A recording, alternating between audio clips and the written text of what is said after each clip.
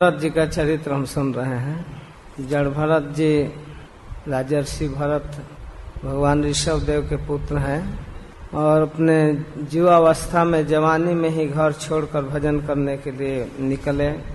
एक मृग में आसक्ति होने के कारण 2 शरीर और लेना पड़ा, मृग का, हरिण का और फिर ब्राह्मण का।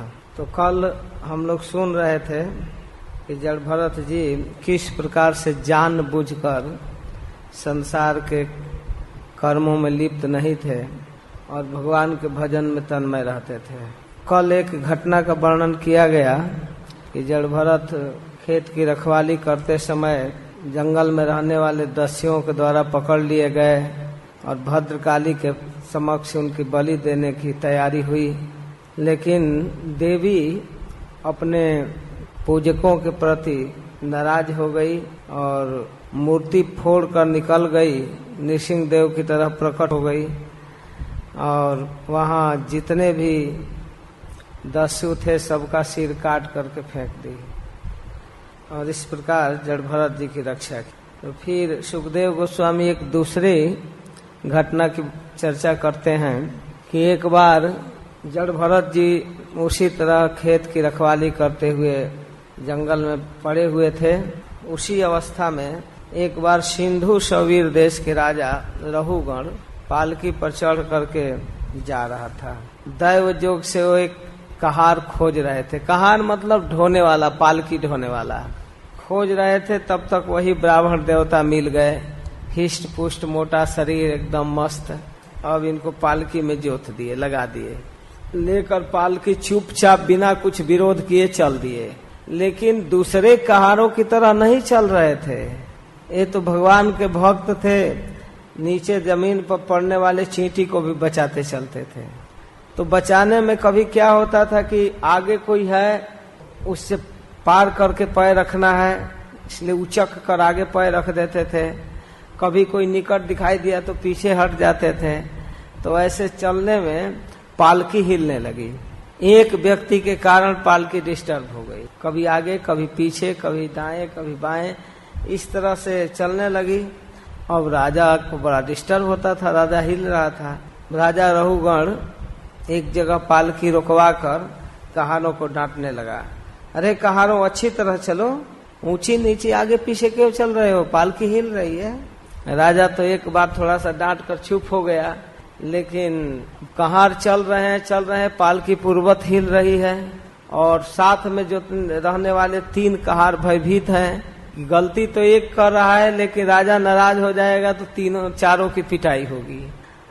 तब तक वो निवेदन करते हैं भय के मारे, हे महाराज हम लोगों की गलती नहीं है, ये जो नया अभी लगा है उसके प्रमाद के कारण ये सब गड़बड़ी हो रही है। आप कृपया विचार पूर्वक देख लीजिए, जान जाइए किसकी गलती है। ये नया कहार जो पालकी में आया है यह कभी कभी जल्दी जल्दी चलता है और कभी पीछे हट जाता है और इससे हम लोगों के साथ बिगड़ रहा है, इसलिए पालकी हिल रही है। कहारों के दीन वचन सुनकर के राजा को समझ में आ गई कि वो संसर्ग के दोष से ऐसा दोष हो रहा है, ऐसी गलती हो रही है, संसर्ग के कारण इन लोगों का भी चाल बिगड़ रहा है, इसके कारण ऐसा हो रहा है। अब यह सोचकर राजा रहुगण बोलने लगा, पालकी रोककर व्यंग बोल रहा है। व्यंग में बोलने लगा कि अरे भैया अवश्य तुम बहुत थक गए हो, क्योंकि मैं जब से चला हूं तुम ही अकेले ढो रहे हो, कोई तुम्हारा सहयोग तो कर नहीं रहा है, अकेले ढो रहे हो, साथी लोग कोई मदद कर नहीं रहे हैं। इतनी दूर से पालकी ढोते ढोते थकान तो हो ही जाता है, थक गए हो। और दूसरी बात कि तुमको बुढ़ापा भी घेर ली है, तुम वृद्ध हो गए हो, बूढ़े हो गए हो, इसलिए अब क्या करोगे, चल नहीं जाता है। तरह तरह की व्यंग बोल रहा है, ताना मार रहा है, शरीर में तो दम नहीं है, बूढ़ा हो गए हो, शरीर तो स्वस्थ है, मोटा है। लेकिन इनके वचनों से उनको कोई असर नहीं हुआ। चल रहे हैं, इनको अब समझ रहे हैं कि ये मैं मेरापन का अहंकार कर रहा है राजा, फिर भी अपनी चाल नहीं बदले। सुन लिए उसका व्यंग वचन, लेकिन उसी प्रकार चलते रहे। तब तक एकदम नाराज हो गया, यहाँ 7वां श्लोक में वर्णन है। अतः पुनः स्वशिविकायाम विषम गतयाम प्रकोपितः उवाच रहुगण, नाराज होकर के बोलता है, किमिदरे तुम जीवन मृतो माम कदर्थी कृत्य, जीते हुए मर गए हो क्या? सुनाई नहीं दे रहा है? क्यों ऐसा कर रहे हो? भर्तृ शासन अति चरसी प्रमत्तस्य च ते करोमि चिकित्साम दंडपाणी रिव जनताया यथा प्रकृतिम स्वाम भजिष्यस इति। नहीं सुनाई दे रहा है ना, तो अभी चिकित्सा कर दूंगा। जैसे दंड पाणी जमराज जीवों के कर्मों का फल देते हैं, वैसे तुम्हारी इलाज कर दूंगा और तुम्हारा होश ठिकाने में आ जाएगा। एकदम राजा अहंकार में बोलने लगा। और इधर जड़ भरत जी को कोई गम ही नहीं है कि क्या बोल रहा है। तब उसका उत्तर देते हैं। अब जो कुछ भी कह रहे हैं, जो भी उलाहना दिए, जो कुछ भी कहे, ये किस व्यक्ति के लिए है, किसके लिए आप बोल रहे हैं? तयोदितम व्यक्तम विप्रलब्धम भर्तु समय स्याद यदि वीर भारः गंतुर यदि स्याद अधिगम्य मध्वा पिबेति रासौन विदाम प्रवादः। राजन, आप जो कुछ भी कहा हो यथार्थ है। जो भी आप बोल रहे हैं चिकित्सा कर देंगे, जो भी कह रहे हैं। यदि भार नाम का कोई वस्तु है तो ढोने वाला के लिए है। भारी लग रहा है कि कम वजन है तो ढोने वाला समझ देगा, बैठने वाला थोड़े समझ पाएगा कि कितना वजन है। और यदि कोई मार्ग है तो चलने वाला को, जो रास्ता पर चल रहा है उसके लिए रास्ता का मार्ग है, वो ज्यादा है, कम है, क्या है। और मोटापा भी उसी का है जो शरीर वाला, शरीर का है। आत्मा के लिए इसमें किसी का संबंध नहीं है, न रास्ता का संबंध है, न शरीर का संबंध है। एक ज्ञानी लोग इस तरह की बातें नहीं करते हैं। स्थौल्यम कार्श्यम व्याधया आधेयस्य छुट्टिर भयम कलिरीक्षा जरा च निद्रा रतिर्मन्युरह मदह शुचो देहे न जात से ही में न संति। इस शरीर की स्थूलता, मोटापा, कृष्णता, आधि, व्याधि, भूख, प्यास, रोग, दुख, निद्रा, बुढ़ापा, प्रेम, क्रोध, अभिमान, ये सब किसका है? आत्मा का वृत्ति नहीं है। ये सब देहाभिमानी जीव के अहंकार की वृत्ति है। अहंकार में जीव इस तरह सोचता है, हम भूखा है, हम प्यासे हैं, हम वृद्ध हो गए, हम कमजोर हैं, हम मोटा हो गए। जब देह में आत्म बुद्धि होती है तब लोगों की ये वृत्ति होती है। देह में आत्म बुद्धि का मतलब है कि देह को ही हम अपना मानने लगते हैं। हम देह हैं, इस तरह। हमारा देह नहीं, हमारा देह तो एक ज्ञान है। जैसे हमारा कुर्ता, हमारा घर, हमारी साइकिल, हमारी कार, हमारा ये, हमारा वो, तो वो तो मम है। लेकिन इससे भी निम्न स्तर का ज्ञान कि मैं ही देह हूँ, मैं ब्राह्मण हूँ, मैं क्षत्रिय हूँ, मैं अमेरिकन हूँ, मैं पाकिस्तानी हूँ, इस तरह की बात। और इस तरह की बात जब आती है मैं हूँ, तो मेरेपन के कारण, अहंकार के कारण जो क्रियाएं होती है उसको देहात्म बुद्धि कहते हैं। देह में आत्म बुद्धि के कारण, अपना बुद्धि के कारण ये सब होता है। तो हे राजन, आपने जो कुछ भी कहा वह यथार्थ है। ऐसे मूर्खों के लिए, देह में आत्म बुद्धि करने वालों के लिए तो आप ठीक कह रहे हैं। लेकिन आप चिकित्सा किसका करना चाहते हैं? किसका? मेरा चिकित्सा नहीं कर सकते हैं। उन्मत्त मत जडवत स्वसंस्थाम गतस्य में वीर चिकित्सतेन अर्थ क्रियान भवता शिक्षितेन स्तब्ध प्रमत्तस्य च पिष्ट पेशः। हे वीर, मैं मत, उन्मत्त और जड़ के समान अपनी स्थिति में रहता हूँ। मेरा इलाज करके तुमको क्या हाथ लगेगा? यदि मैं वास्तव में जड़ हूँ, प्रमादी हूँ, कोई बुद्धि नहीं है, अगर मैं मूर्ख हूँ तो आपकी शिक्षा व्यर्थ है, अगर मैं बहरा हूँ तो आपका बोलना व्यर्थ है, अगर मैं प्रमत्त हूँ, पागल हूँ, तो आपको समझाना व्यर्थ है। इस तरह से ये पिष्ट पेश, पीसे हुए को पीसने के समान है। यह कह करके फिर मौन हो गई। सचापि पांडवेश सिंधु सौवीर पति तत्व जिज्ञासायाम समयक श्रद्धया अधिकृताधिकार तद हृदय ग्रंथि मोचनम द्विज बच आश्रुत्य बहुजोग ग्रंथ सम्मतम त्वरया वरुद्ध शीर्षा पाद मूलम उपसित क्षमा पयन विगत नृप देवस्मय उवाच। अब तो उस राजा को तो एकदम पता चल गया कि अरे बाप रे, गलती हो गई बहुत भारी। ये कोई साधारण व्यक्ति नहीं है, इस तरह की तत्व की बात एक कहार निश्चित रूप से इस वेश में छिपा हुआ कोई वैष्णव है। अब इसके बाद उनके चरणों में गिर करके एकदम दंडवत प्रणाम करके लौट कर और क्षमा मांगने लगा राजा वास्तव में जिज्ञासु था, एकदम श्रद्धा भक्ति थी उनके अंदर, तत्व जिज्ञासा के लिए जा रहे थे और चरणों में गिर पड़ा। गिर कर क्या कहता है देखिए, पहचान गया उनके अंदर जो जनेऊ था शरीर में, उसको ध्यान से देखा ये कौन है, तो द्विजों का चिन्ह जनेऊ देख करके कहता है कस्तम निगूढ़ चरसी द्विजानम विभर्षि सूत्रम कतमो वधूतः कस्यासि पुत्र से ह्यापि कस्मात् क्षेमाय नश्चेदसि नोत शुल्कः। कह रहे हैं कि हे देव, आपने द्विजों का चिन्ह जनेऊ धारण किया है, लेकिन यह बताइए कि आप प्रच्छन्न रूप से इस प्रकार अपने स्थिति को छिपा कर घूमने वाले आप हैं कौन? आप कौन हैं? क्या आप भगवान दत्तात्रेय हैं, अवधूत हैं? दत्तात्रेय के विषय में प्रसिद्ध बात है कि पड़े रहते थे कहीं भी जंगल में। कस्यासि पुत्र अत्र इहापि कस्मात्, कहना हे प्रभु आप किसके पुत्र हैं, आपका जन्म कहाँ हुआ और कैसे पदार्पण हुआ इस वन में? क्या आप हमारा कल्याण करने के लिए रास्ते में ही आ गए हैं? क्या आप साक्षात भगवान कपिल देव हैं? इस सुंदर रूप में आप भगवान कपिल देव तो नहीं है जिनको खोजने मैं जा रहा हूँ, जिनके पास सत्संग करने। नाहम विशंके सुरराज वज्रान न त्रयक्षशूलान यमस्य दंडात नाग्न्यर्क सोम नीलवीत पास्त्रा शंके भृशम ब्रह्मकुला वमानात। हे विप्रदेव, मैं इंद्र के वज्र से नहीं डरता, और न त्रयक्षशूला न यमस्य दंडात, न शिव जी के त्रिशूल से डरता हूँ और न जमराज के दंड से डरता हूँ, और नाग्न्यर्क सोमो नीलवीत पास्त्रा, और न मैं सूर्य से, चंद्रमा से, वायु देव से, किसी भी महान देवताओं के अस्त्र से नहीं डरता हूँ। लेकिन डरता कैसे हूँ? ब्राह्मण के अपमान से डरता हूँ। मेरे द्वारा अगर ब्राह्मणों की अवमानना हो गई तो इससे मैं डरता हूँ। यह मेरे भय की विषय है। कहीं मेरे द्वारा वैष्णवापराध न हो जाए, भगवान के भक्तों का अपमान न हो जाए। मैं ब्राह्मण कुल के अपमान से बहुत डरता हूँ, ब्राह्मण कुल के अपमान से डरता हूँ। ये देखिए, फिर कहते हैं कि हे ब्राह्मण देव, आप कृपा करके बताइए, आप अपनी शक्ति को छिपाकर इस रूप में इस वन में पड़े हुए हैं, वास्तव में आप हैं कौन?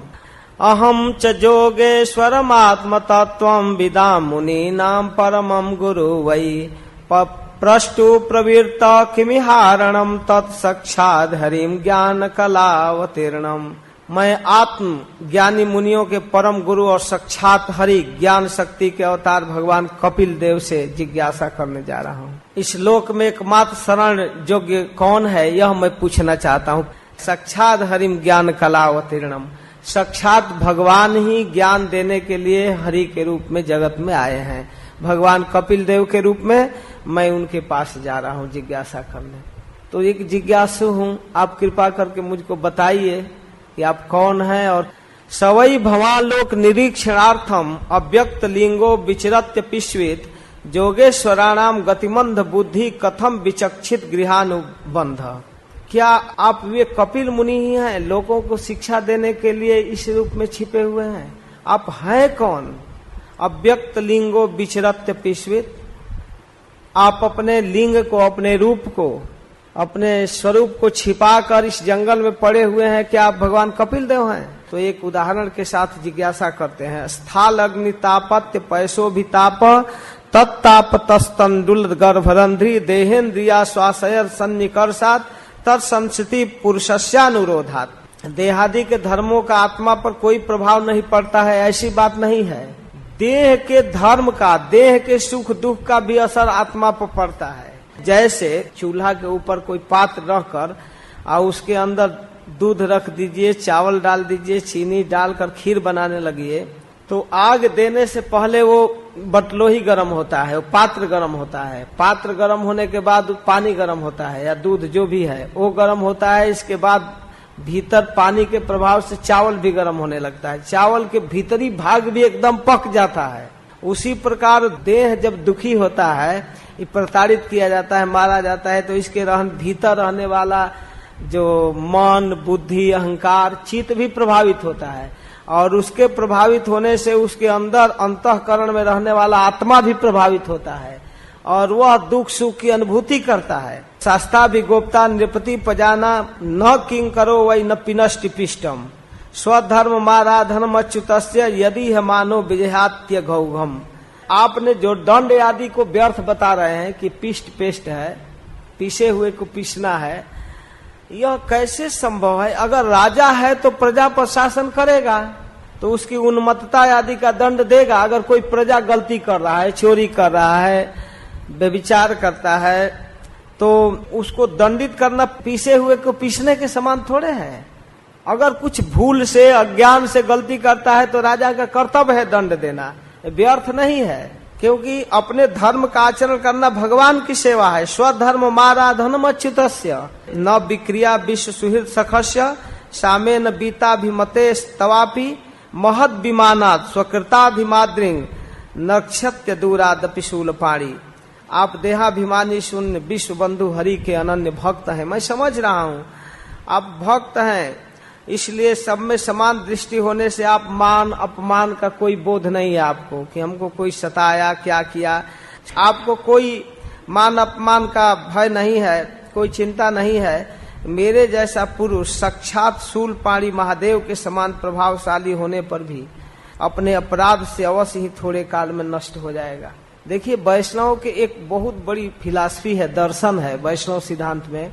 वैष्णव लोग सहज दयालु होते हैं, कृपालु होते हैं, जल्दी क्षमा कर देते हैं किसी के अपराध को। अगर हाथ जोड़कर क्षमा मांग दे तब तो भागवत में कहा गया है कि बस उनका क्रोध केवल प्रणाम तक रहता है। प्रणाम कर दिया, माफी मांग दिया तो खत्म। वैष्णव का हृदय किसी के गलती को लेता ही नहीं।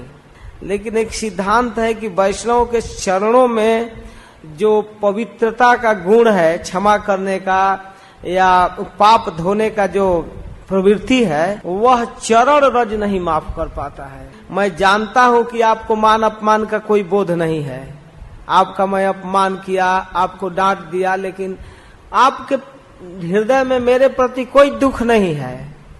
लेकिन मैं जानता हूं वैष्णव सिद्धांत कि आप जैसे महापुरुषों का अपमान, शिव जी के समान प्रभावशाली व्यक्ति यदि अपराध कर दे तो गिर जाएगा। शिव जैसा महान, तो मैं किस गली का कुत्ता हूं, मुझ पर तो अपराध लग गया, प्रभु आप मुझे क्षमा कीजिए, एकदम क्षमा याचना कर रहे हैं। तब अब जड़ भरत जी का प्रवचन सुनिए। अकोविद कोविद वाद वादन बदस्य तो नाति विदाम वरिष्ठ न सूरयो ही व्यवहार में नम तत्वामर्शन साहा मनंती। अरे राजन, तुम अज्ञानी होने पर भी अपने को पंडित मान रहे हो। इस प्रकार बड़े बड़े ज्ञानियों में तुम्हारी गणना नहीं होगी। तत्व ज्ञानी पुरुष इस प्रकार के व्यवहार की बात तत्व में नहीं लाकर खींच देते हैं।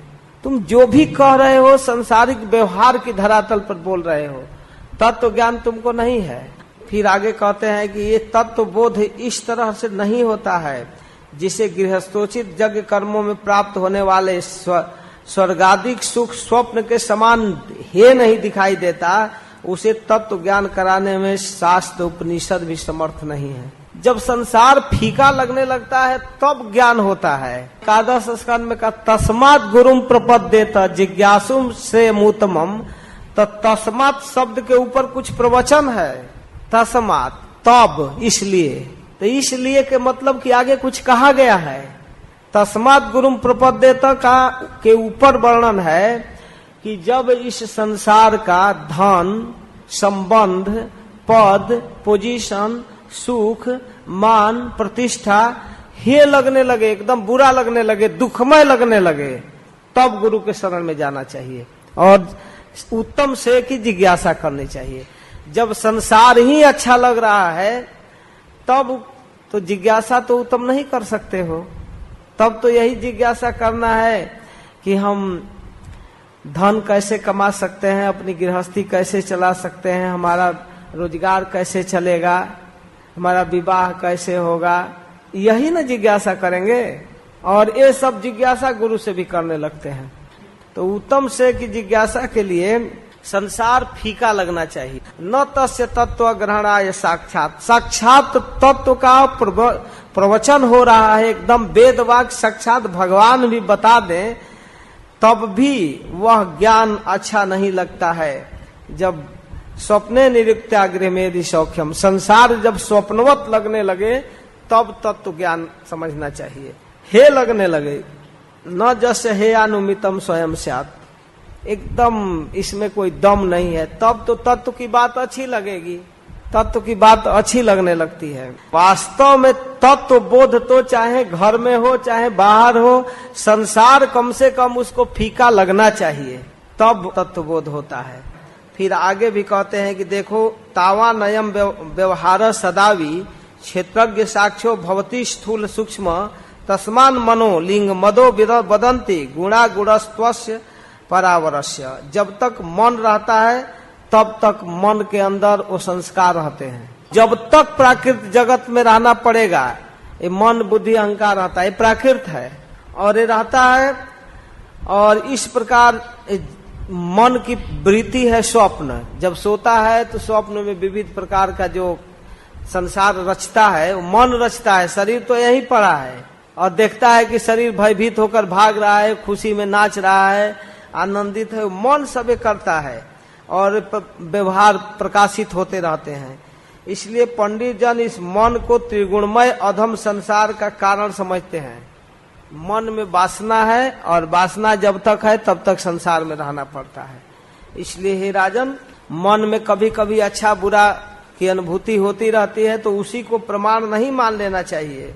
क्षेत्रज्ञ आत्मा पुरुषः पुराण साक्षात स्वयं ज्योतिरजः परेश नारायणो भगवान वासुदेव स्वमायात्मान्यवधीयमान। यह क्षेत्रज्ञ परमात्मा सर्वव्यापक जगत आदि के कारण परिपूर्ण जो साक्षात स्वयं भगवान वासुदेव हैं, उन्हीं का अंश आत्मा है। वो पुराण पुरुष हैं, साक्षात स्वयं ज्योति हैं, उनको कोई ज्ञान देने वाला नहीं है, स्वयं ज्ञान प्राप्त करते रहते हैं और सबके ईश हैं।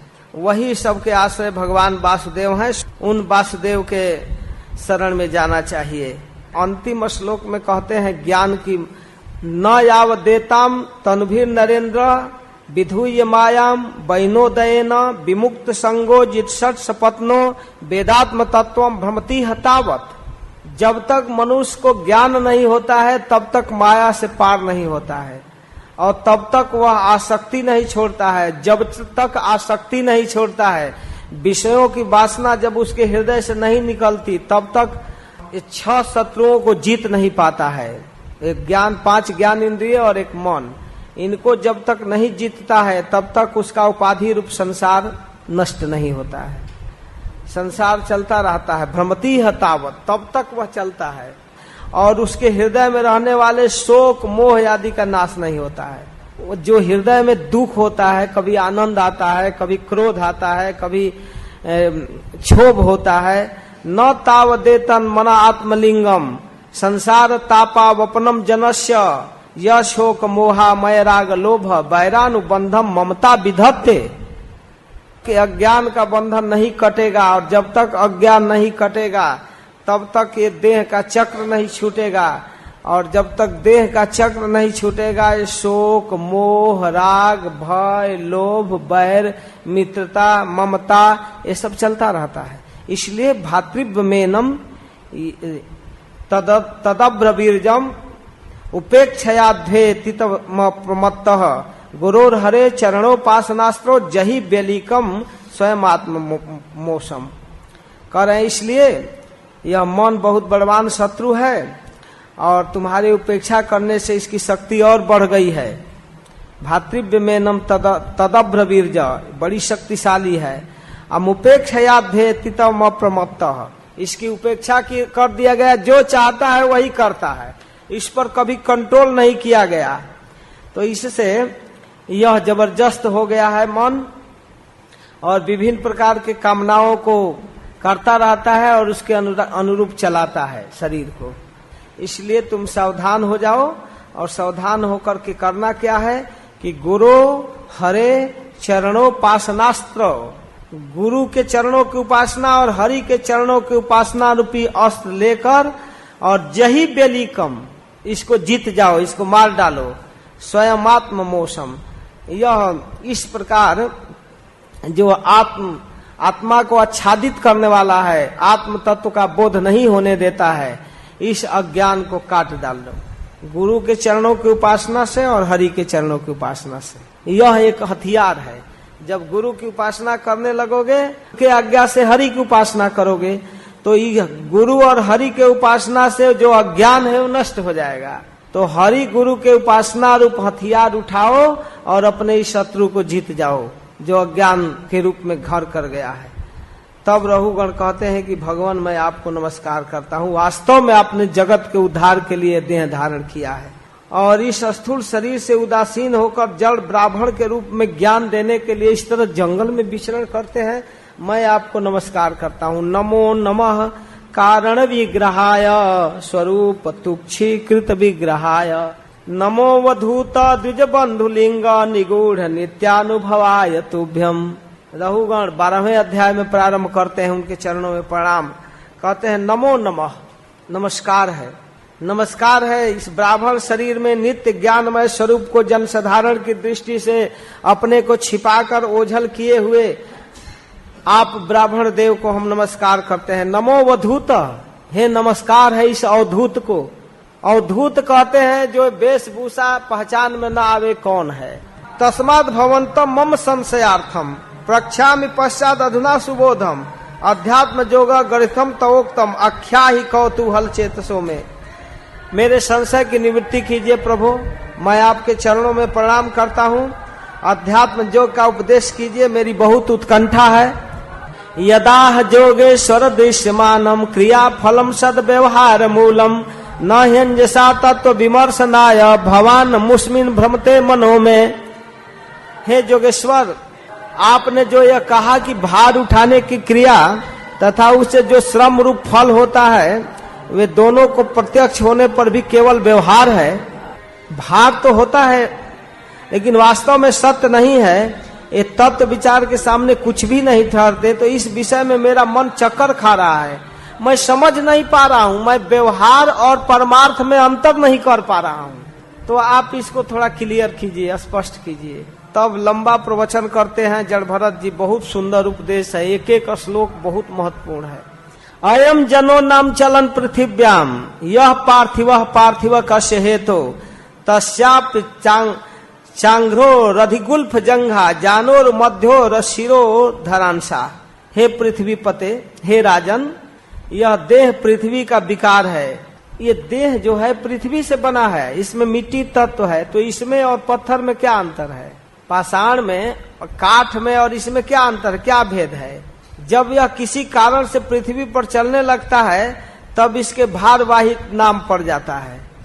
अगर लकड़ी का कोई गाड़ी बना दिया जाए, कार या पत्थर लोहा का, तो भी चलने लगे।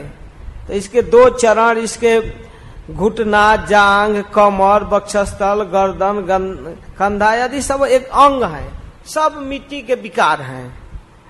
अंशे दाविम शिविका च जस्याम शवीर राज्यत्य पदेश आस्ते जस्मिन भवान रूढ़ निजाभिमानो राजास्मि सिंधु श्रुति दुर्मदांध। तीनों तत्व तो एक हैं। पालकी भी मिट्टी का विकार, ढोने वाला भी मिट्टी का विकार, बैठने वाला भी मिट्टी का विकार। अब बैठने वाला समझ जाए कि हम राजास्मि सिंधु श्रुति दुर्मदांध, अज्ञान के कारण प्रबल अंधकार छाया हुआ है, उसमें मद होकर वो सोचता है मैं राजा हूं, मैं बैठूंगा। किंतु इसी से तुम्हारी कोई श्रेष्ठता सिद्ध नहीं हो जाएगी। तुम बहुत श्रेष्ठ हो, पालकी में बैठ गए हो इसलिए। सोचस में निर्माण तो मधिकष्ट दीनान विष्टया निगृहीन निरनुग्रहोशी जनस्य गोप्तास में विकथ मानो न शोभसे वृद्ध सभासु धृष्ट। अरे धृष्ट, अरे असभ्य, इस तरह से महापुरुषों की सभा में बात बनाने से मैं लोक की रक्षा करने वाला हूँ, राजा हूँ, इस अहंकार से सत्पुरुषों के समाज में तुम्हारी शोभा नहीं होगी। वृद्ध समाज में जो ज्ञान वृद्ध हैं, विद्वान हैं, उनके समाज में तुम्हारी ये बात नहीं चलेगी। ये मूर्खता है, धृष्टता है, क्रूरता है। जैसा तुम्हारा शरीर वैसा कहारों का। पालकी हिलने से तुम डिस्टर्ब हो रहे हो और जिसके कंधे पर पालकी हो उसको कोई डिस्टर्ब नहीं हो रहा है। यदा छितावे व चराचरस्य विराम निष्ठाम प्रभुम च नित्यम तन्नामतोन्यत व्यवहार मूलम निरूप्यताम सत्क्रिया नुमेयम। हम देखते हैं कि संपूर्ण चराचर जगत पृथ्वी से उत्पन्न हुआ, जितना भी इसमें जितने जीव पदार्थ पृथ्वी से उत्पन्न हुए पृथ्वी में लीन हो जाएंगे। में क्रिया भेद के कारण अलग अलग नाम हो गया है। तो बताओ कि उनके सिवा व्यवहार का और क्या मूल है? थोड़ा सा रूप से, रंग से, आकृति से, पोजीशन से अंतर हो गया है। सब पृथ्वी का धोंधा है। तुम्हारा शरीर राजकुल में जन्म ले लिया, तू राजा है। ये बेचारे गरीब है तो कहार है। यही ना केवल व्यवहार ही है ना, इसमें परमार्थ है? कहाँ परमार्थ है? व्यवहार में तुम राज परिवार में जन्म लिए हो तो तुम पालकी में बैठोगे, ये बेचारे गरीब हैं तो ढोएंगे। ये व्यवहार के अलावा और कुछ है इसमें? तुम्हारे जैसे संसारिक व्यक्ति आत्म तत्व का विचार करेगा? विचार करो कि पृथ्वी शब्द का व्यवहार मिथ्या है, वास्तविक नहीं है। अगर तुम कहोगे कि यहाँ पृथ्वी विकृत होने वाली है, ये उपादान कारण, और इसमें लीन हो जाएगी, एक दिन शरीर छूटेगा और लीन हो जाएगा, तो जो जिसका अस्तित्व ही नहीं है तो उसके व्यवहार का कीमत क्या है? माटी का खिलौना बना दो, उसी में किसी को राजा बना दो, किसी को नौकर बना दो, पालकी बना दो, क्या उसमें है? इसलिए ये मोटा पतला दुबला, ये द्वैत प्रपंच, ये सब भगवान की माया समझो। शुद्ध ज्ञान में स्थिर हो जाओ राजन। सत्संग करने चले हो तो यथार्थ अजित ज्ञान प्राप्त करो। व्यवहार को घसीट कर परमार्थ में मत ला दो। ज्ञानम विशुद्धम परमार्थमेकम अनंतरम तद बहिर्ब्रह्म सत्यम प्रत्यक प्रशांतम भगवत शब्द संयम यद वासुदेवम कवयो वदंती। जो विशुद्ध परमार्थ तत्व का बोध करते हैं, बाहर भीतर एक ही सत्य का अनुभव करते हैं, सब जगह सर्वथा निर्विकार, किसी तरह से कहीं भी विकृति नहीं होने वाले उस भगवान को पंडित जन भगवान समझकर उनका भजन करते हैं। ज्ञानम विशुद्धम परमार्थमेकम अनंतरम तद बहिर्ब्रह्म सत्यम प्रत्यक प्रशांतम भगवत शब्द संगम। उनको भगवान की संज्ञा है। जद वासुदेवम कवयो वदंती। उनको बड़े बड़े विद्वान कवि लोग भगवान कहते हैं। वो है वासुदेव श्री कृष्ण। इसलिए भगवान का भजन करो। तो मानो राजा रहुगण करे, कैसे करें भगवान का भजन? उपाय बताइए।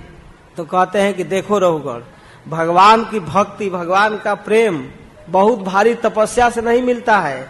रहुगण तपसा न जाति न चेजया निरूपणाद गृहद्वा न छंदसा नैव जलाग्नि सूर्यो बिन सूर्यई बिना महत पाद रजोभिषेकम। महापुरुषों के चरण रज में नहाए बिना, केवल तप करने से, याज्ञिक वैदिक कर्म करने से, यज्ञ आदि करने से, या अन्न आदि के दान करने से, या अतिथि सेवा करने से, दीन सेवा, गृहस्थोचित धर्म, यज्ञानुष्ठान, वेदाध्ययन, जल में अग्नि में खड़ा होने से, सूर्य की उपासना करने से, किसी भी साधन से परमार्थ तत्व का बोध नहीं होता है। परमार्थ तत्व का बोध तो केवल महापुरुषों के चरण रज में स्नान करने से होता है। चरण रज में स्नान को बताते हैं कि वो चरण रज क्या है। यत्रोत्तमश्लो गुणानुवादः प्रस्तूयते ग्राम्य कथा विघात निषेव्यमाणो नुदिनम मुमुक्षो मतिम सतिम यक्षति वासुदेवे। महापुरुषों के बीच में उत्तम श्लोक के गुणानुवाद होता है और उस गुणानुवाद से प्रस्तुयते ग्राम्य कथा विघात। जब कृष्ण कथा होने लगती है, उत्तम श्लोक की चर्चा होती है, तो ग्राम्य कथा का विघात हो जाता है। ग्राम्य कथा मतलब ग्राम्य माने विलेज नहीं, ग्राम्य मतलब विषय, संसारिक विषय की कथा जो है, विषय की चर्चा, विषय वार्ता, उसका नाश होने लगता है कृष्ण कथा सुनने से। हम लोग गुरु प्रणति में जब ग्राम्य जन निस्तारणे कहते हैं तो लोग समझते हैं कि विलेज गांव के लोगों का निस्तार करने वाले, नहीं, विषयी लोगों का निस्तार, चाहे वो शहर में रहे, गांव में रहे, कहीं रहे, विषयों का निस्तार करने वाले ग्राम्य जन, विषयी जन। तो ये ग्राम्य कथा विघात, विषय वार्ता की कथा का नाश हो जाता है जब उत्तम श्लोक की चर्चा होती है उन साधु पुरुषों के बीच में। तो यह है अभिषेक, पूर्णतः अभिषेक। महापुरुषों के मुख से जो कथा निकलती है उसमें जो अभिषेक होता है कान के माध्यम से, तो कह रहे हैं कि निषेव्य मानो अनुदिनम मुमुक्षो, नित्य प्रति भगवत कथा का श्रवण करो। और रोज सेवन करने से क्या होगा? मतिम सतिम यक्षति वासुदेव। ये जो मति वेश्या हो गई है, अपने पति वासुदेव को छोड़कर दुनिया भर के पति बना ली है, इस विषय को उस विषय को खोज रही है, तो यह मति सती हो जाएगी सत्संग से। और जब सत्संग से सती हो जाएगी तो यक्षति वासुदेव को प्राप्त कर लेगी, अपने पति को प्राप्त कर लेगी। तो पहले इसकी दुर्दशा है, जो मति की दुर्दशा है उसको सती बनाओ सत्संग में, वासुदेव कथा सुनो उत्तम श्लोक की। और ये सत्संग होता है महापुरुषों के बीच। यह है महत्पाद रजोभिषेकम का अर्थ है। अहम पुरा भरतो नाम राजा, विमुक्त दृष्टा सुतसंग बंध, आराधनम भगवत इह मानो मृगो भवन मृग संदात धतार्थ। जिसके नाम पर इस देश का नाम भारतवर्ष पड़ा है, वह भरतमय ही था। अच्छा, तो यहाँ ऐसे कैसे जंगल में रह रहे हैं? तो कहते हैं विमुक्त दृष्टा सुतसंग बंध, आसक्ति छोड़कर विमुक्त होकर वन में आ गया। आराधनम भगवत इह मानो, भगवान की आराधना करने लगा वन में आकर। लेकिन जानते हो क्या हुआ? एक मृग के संग में, मृगो भवम मृग संगाधतार्थ, मृग के संग में, एक हरिण के संग में मुझे मृग शरीर धारण करना पड़ा। लेकिन जानते हो मैंने भजन किया था जमकर, इसलिए सामा स्मृति मृग देहे पिबीर कृष्णा अर्चना प्रभुवानो जहाती। भगवान की भजन के प्रभाव से उस मृग शरीर में भी मुझे स्मरण रहा कि मैं राजर्षि भरत हूं। इसलिए अथो हम जन संगाद संगो अब विसंग मानो विवृत चरामी। इसके बाद मैं उस मृग शरीर में भगवान का स्मरण करते हुए शरीर छोड़ा और अब फिर ब्राह्मण शरीर प्राप्त किया हूँ। मैं जानबूझकर जड़ बना हूँ, पागल बना हूँ, उन्मत्त हूँ और इस वन में रह रहा हूँ खेत पर। जानबूझकर भजन करना है। इसलिए हे राजन, तस्मा नरो संग सुसंग जात ज्ञाना सिनई है व विभिन्न मोह हरिम तदिहा कथन सुताभ्याम लब्ध स्मृति यात्यति पार मध्वम। इसलिए सारांश यह है कि राजन, सारांश यह है कि विरक्त महापुरुषों का संग करो और ऐसे विरक्त पुरुषों के संग में भक्ति का ज्ञान प्राप्त करो। ज्ञानासिनई व ज्ञान रूपी असी से, ज्ञान असी से, ज्ञान रूपी तलवार से इस बंधन को काट दो। हरिम तदिहा कथनो सुताभ्याम। वो ज्ञान कैसे होगा? वो ज्ञान होगा भगवान श्री हरि के लीला के कथन से, श्रवण से।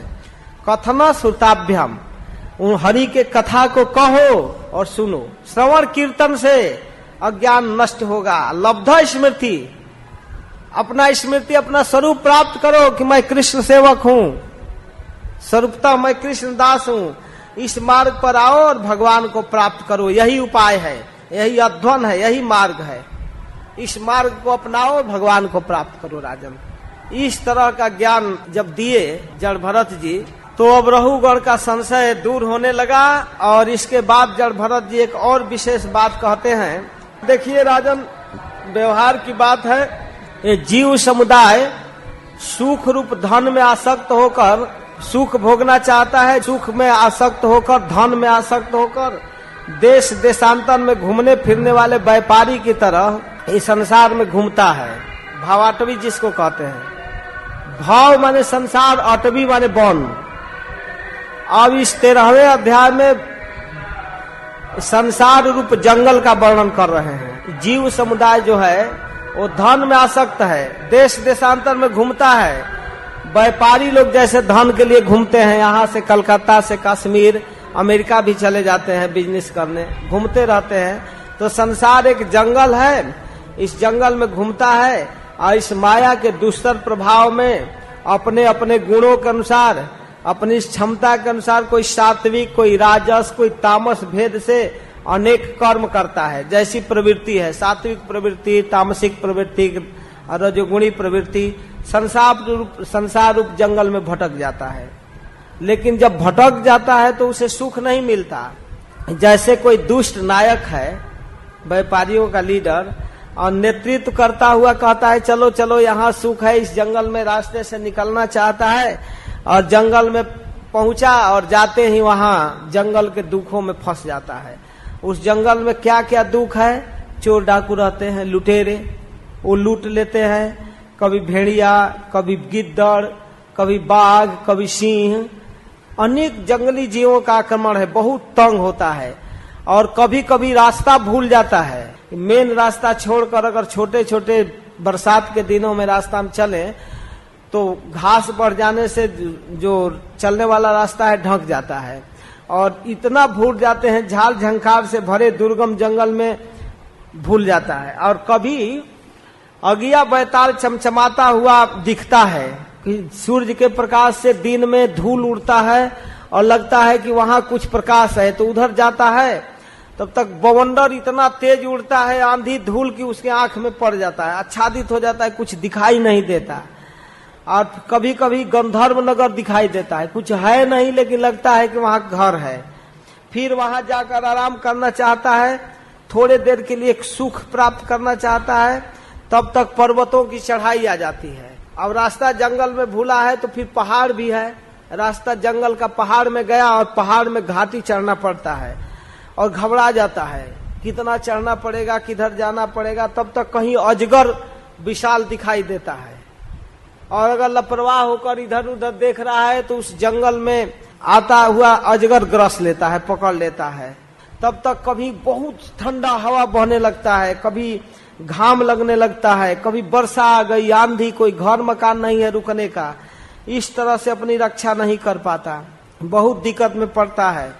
इस प्रकार व्यवहारिक संबंध के कारण एक दूसरे से बैर बांध लेता है। जितने लोग साथ चलते हैं तो उन चलने वालों से झगड़ा हो जाती है, तो उसी में फिर अपना संबंध स्थापित, मित्रता करते हैं, विवाह शादी आदि करके फिर धन क्षय होता है, खर्च होता है, तो बड़ी दुख होता है, मृतवत हो जाता है, मरे जैसा, रे अब क्या करें। इस भवाटवी में भटकने वाला बनिजारा, जंगल में घूमने वाला बनिया, कभी लता के शरण में जाता है कि चलो धूप लग रहा है तो इस कुंज में आराम कर ले, और कभी सिंह के भय से बाघ का दहाड़ सुनता है तो बकुले के पास जाता है, उजला बकुला है खड़ा कहीं नदी के किनारे, तो जाता है कि वो बचाएगा, बकुला बचाएगा बाघ से। कभी कंक के पास, कभी गिद्ध के पास, और ऐसे व्यक्ति के पास जाता है कि जो खुद शिकारी है। तो उस वन में स्त्री पुत्र स्नेह तथा मैथुन आदि वासना से इतना दीन हो जाता है कि वो अपने बंधन को तोड़ ही नहीं पाता है, उस वन से निकल नहीं पाता, जंगल में रास्ता ही नहीं मिल पाता है, किधर से निकले। भटकते भटकते अंत तक वो अपने परम पुरुषार्थ का पता नहीं लगा पाता। तो हे रहुगण, तुम भी इसी मार्ग में भटक गए हो, समझे। विषयों में अनासक्त होकर भगवत सेवा रूपी तीक्ष्ण तलवार से अपने मार्ग को बनाओ, तलवार उठाओ, काटो ये जंगल, झाड़ी काटो, साफ करो, रास्ता बनाओ। और जब तक नहीं बना पाओगे तब तक नहीं इस भवसागर से पार पर पाओगे, जंगल में भटक गए हो। इसलिए हे राजन, तुम अपने संशय के नाश करने के लिए रास्ता तैयार करो। फिर रहुगण बोलते हैं कि अहो समस्त जोनियों में मनुष्य शरीर श्रेष्ठ है, अहो निर्जन्माखिल जन्म शोभनम किम जन्म भी स्वर परैरप्य मुस्मिन न यद ऋषिकेश जसः कृतात्मनाम महात्मना वह प्रचुर समागम। रहुगण कहते हैं कि सभी जोनियों में श्रेष्ठ है मनुष्य शरीर, सबसे श्रेष्ठ। विविध देव आदि उत्कृष्ट जीवन से क्या लाभ है। अगर देवता बन गए, कोई बहुत बड़ा शरीर मिल गया, तो उसे क्या लाभ है जब तक ऋषिकेश के जस, पवित्र जस, महात्माओं के मुख से निकली हुई कृष्ण कथा जब सुनने का अवसर नहीं प्राप्त हुआ, सत्संग नहीं प्राप्त हुआ, तो ये देव शरीर से क्या लाभ। मनुष्य शरीर बहुत उत्तम है, इसमें कृष्ण कथा सुनने का अवसर मिल जाता है। यद्भुतम तत्चरणाब्ज रेणु भी हतांग हसो भक्ति रधोक्षजे मला मौहूर्तिकाद्यस्य समागमास्य में दुष्तर्क मूलो अपहतो विवेक। कहते हैं कि आपके चरण कमलों की रज की सेवन करने से मेरा सारा पाप ताप धूप गया। महानुभाव, मैं आपसे सत्संग प्राप्त करके अपनी को पवित्र महसूस कर रहा हूँ। 2 घड़ी के सत्संग में, थोड़े देर के सत्संग में मेरा कुतर्क रूप अज्ञान नष्ट हो गया। इस तरह से संपूर्ण विश्व में जहां तहां किसी वेश में पड़े हुए वैष्णवों के चरणों में प्रणाम करते हैं। नमो महद्भ्योस्तु नमः शिशुभ्यो नमो जीवभ्य नम आबटुभ्य जय ब्राह्मणा गाम अवधूत लिंगा शरन्ति तेभ्य शिवमस्तु राज्ञाम। कहते हैं ब्रह्म ज्ञानियों में जो वयोवृद्ध हैं, श्रेष्ठ हैं, उनको हम नमस्कार करते हैं। नमो महद्भ्योस्तु, जो महान पुरुष संसार में किसी रूप में है, वृद्ध है, उनको नमस्कार करता हूँ। और नमः शिशुभ्यो, अगर भगवत तत्व बोध करने वाला, भगवान का ज्ञान रखने वाला छोटे छोटे कम उम्र के भक्त, उनको भी हम नमस्कार करते हैं।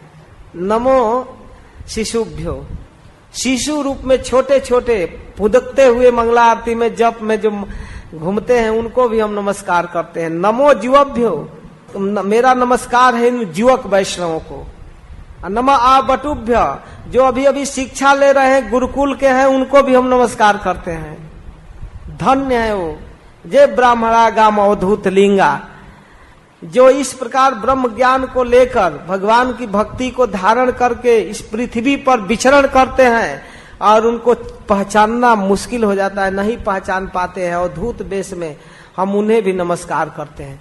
तो अब कह रहे हैं कि किसी वेश में भगवान के भक्त हो, हम उनको नमस्कार करते हैं। राजा रघुगण भरत जी के चरणों में बड़ी दीन भाव से प्रार्थना किए और उनके द्वारा प्राप्त ज्ञान से एकदम समुद्र की तरह स्थिर हो गए, शांत मुद्रा में होकर पृथ्वी पर विचरण किए, जितेंद्रिय हो गए। फिर सुखदेव गोस्वामी कहते हैं वैष्णव के सत्संग का यह लाभ होता है। महाराज परीक्षित प्रश्न कर रहे हैं कि आपने संसार के भवाटवी का वर्णन किया, प्रार्थना है कि इसको स्पष्ट कीजिए।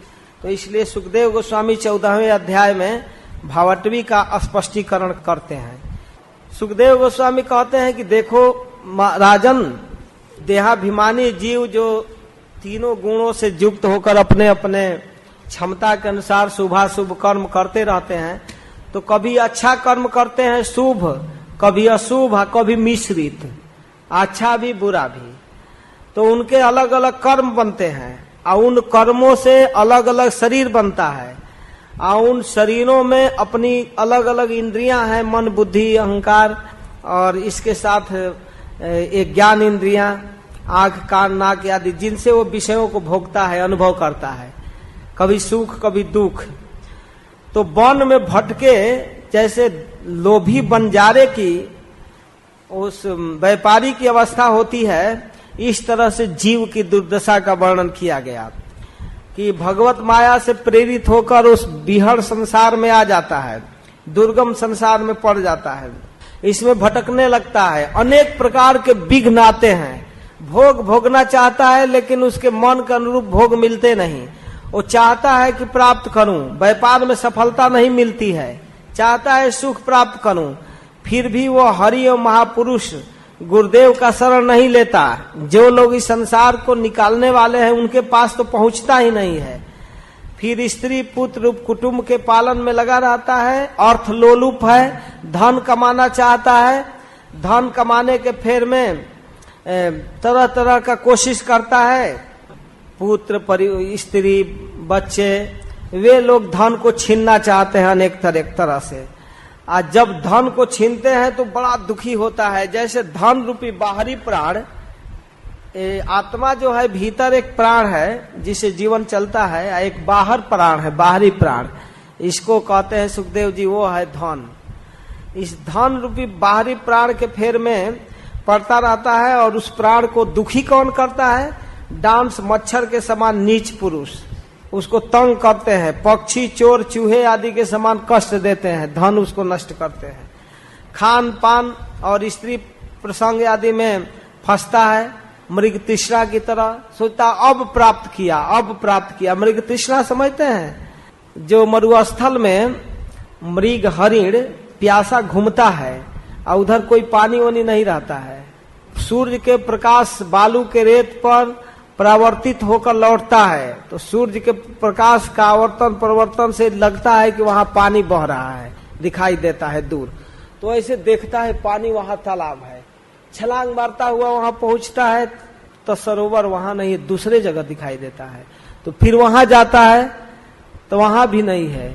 फिर देखता है तो दिखाई हमेशा दिखाई देता है, लेकिन पानी तो रहता नहीं, वो तो सूर्य के प्रकाश का आवर्तन परिवर्तन है। तो प्यास से संतप्त मृग उस बालू के रेत में दौड़ते दौड़ते प्यास के मारे गिर जाता है, पानी नहीं मिलता। उसी प्रकार इस संसार में घूमने वाला मृग मरीचिका, मृग तृष्णा के समान विषयों को खोजता है। अरे इस व्यापार को करेंगे तो इसमें हमको धन मिलेगा, चलो वहां चलते हैं। वहां जाने पर भी लगता है कि नहीं नहीं, इसमें नहीं, वहां, इसमें धन में, स्त्री में, इसमें उसमें, यहाँ सुख है, बस घूमता रहता है। और कभी कभी बवंडर उड़ जाता है बहुत तेज। तो बवंडर रास्ते में क्या है, आंख में धूल झोंक देता है, दिखाई नहीं देता। तो वो है स्त्री के गोद, स्त्री का आलिंगन आदि, एकदम कुछ नहीं समझ में आता है। बस आंख अंधा, न तत्व विचार, तत्काल रागांध हो जाता है, आसक्त हो जाता है, और सत्पुरुषों की मर्यादा पर विचार ही नहीं करता। आंख काम ही नहीं कर रहा है, कहाँ सत्संग, कहाँ भागवत हो रहा है, कहाँ समझ में आता है। पूरा संसार में लोग इस तरह से बवंडर, आंख में धूल पड़ा है, दिखाई नहीं दे रहा है, आंख मलते हुए चल रहे हैं, इधर गिरते हैं उधर गिरते हैं, उनको विचार ही नहीं, पता ही नहीं कहाँ भक्ति होता है, कहाँ सत्संग हो रहा है, कहाँ भागवत हो रहा है, कोई मतलब नहीं। और इस मार्ग में सुख दुख बहुत कष्ट है, द्वेष, भय, अभिमान, प्रमाद, उन्माद, शोक, मोह, जरा, मृत्यु, अनेक विघ्न है। सुख मिलता नहीं, जंगल में भटक गया, और स्त्री पुत्र के आसक्ति में पड़ा रहता है, और इसी बेचारे जंगल में निकलने का रास्ता नहीं मिलता, अंत में मर जाता है, नरक में चला जाता है। तो इस तरह से भवाटवी है। अटवी माने वन, भव माने संसार, संसार रूपी जंगल में गिर जाता है। इस प्रकार प्रवृत्ति में पड़कर वह सुख दुख आदि को भोगते हुए कभी रोग रूपी गुहा में गिरता है, कभी गृहस्थी रूपी पहाड़ पर चढ़ता है, रोग रूपी गुहा में गिर जाता है, कभी मृत्यु रूपी हाथी से डरता है, भागता है, पकड़ना चाहती है। इस दशा में बेचारा कभी गिर करके नीचे जाता है, कभी चढ़ाई करके ऊपर जाता है, तो अपने कर्मानुसार ऊंच नीच गति को प्राप्त होता है। इस तरह की बातें कह करके अंत में सुखदेव गोस्वामी कहते हैं, राजर्षि भरत के विषय में बहुत महत्वपूर्ण बातें कही गई है। प्रसिद्ध उक्ति है समाज में, कहा गया है कि जैसे गरुड़ जी का होड़ कोई मक्खी नहीं कर सकती है, छोटी सी मक्खी गरुड़ जी जैसा उड़ नहीं सकती है, वैसे अन्य राजा राजर्षि भरत का अनुगमन नहीं कर सकते। क्या किया उन्होंने? तो उन्होंने पूर्ण कीर्ति भगवान में आसक्त होकर अपने मनोरम स्त्री, पुत्र, मित्र, राज आदि की सुख को जीवावस्था में त्याग दिया। और कैसे त्यागा? जैसे विष्ठा को त्याग कर व्यक्ति उस पर विचार नहीं करता है। यो दुस्त्यजान दार सुतान सुहृद राजम हृदय स्पृशः जहु जुवयो मलवादूतम श्लोक लालसः। 43 नंबर का श्लोक में कि महाराज भरत के विषय में कहा जाता है कि उन्होंने भगवान उत्तम श्लोक की लालसा से घर को त्यागा। जहु जुवई व मलवद, जुआवस्था में त्यागा, एकदम 24 वर्ष के जवान जैसा शरीर था उस समय त्यागे। यद्यपि आप कथा में सुने हैं कि वर्षों राज्य किए इसके बाद त्यागे, लेकिन उनका शरीर एकदम जवान था जिस समय घर से निकले, वृद्ध नहीं हुए थे। उत्तम श्लोक लालसा, उत्तम श्लोक को प्राप्त करने की लालसा से, यह महत्वपूर्ण बात है। उन्होंने अति दुष्टज पृथ्वी, राज्य, संपत्ति, स्त्री आदि, जिनके लिए बड़े बड़े देवता ललायित रहते हैं, जो स्वयं उनकी दया दृष्टि के लिए उन पर दृष्टिपात करती रहती है, उस राज लक्ष्मी को छोड़ दिए भगवान मधुसूदन के सेवा में अनुरक्त होकर। इस तरह से इस राजर्षि भरत के पवित्र जस को कहा गया। जस बड़ा कल्याणकारी है, इससे आयु बढ़ती है, धन बढ़ता है, लोक में जस बढ़ता है, और अंत में स्वर्ग और मोक्ष की प्राप्ति कराने वाला है। जो पुरुष इसको सुनता और सुनाता है, अभिनंदन करता है, उसकी सारी कामनाएं पूर्ण हो जाती हैं और दूसरों से उसे कुछ भी मांगना नहीं पड़ता। एकदम साफ साफ कह रहे हैं, यह इदम भागवत सभाजिता वदात गुण कर्मणो राजर्षे भरतस्यानुचरितम स्वस्तयनम आयुष्यम धन्यम जशस्यम स्वर्गापवर्ग्यम वानुनुशृणोत्या आख्यास्यत्याभिनंदति च सर्वा एवाशीष आत्मना आशास्ते न कांचन परतइति। किसी दूसरे से भिखमंगी नहीं करना पड़ता, केवल राजर्षि भरत का चरित्र पढ़िए, सब तरह से सुखी रहिए। इस तरह सुखदेव गोस्वामी कह रहे हैं। तो फिर एक अध्याय में भरत वंश के वर्णन करके इस राजर्षि भरत के वंश का समाहार करते हैं।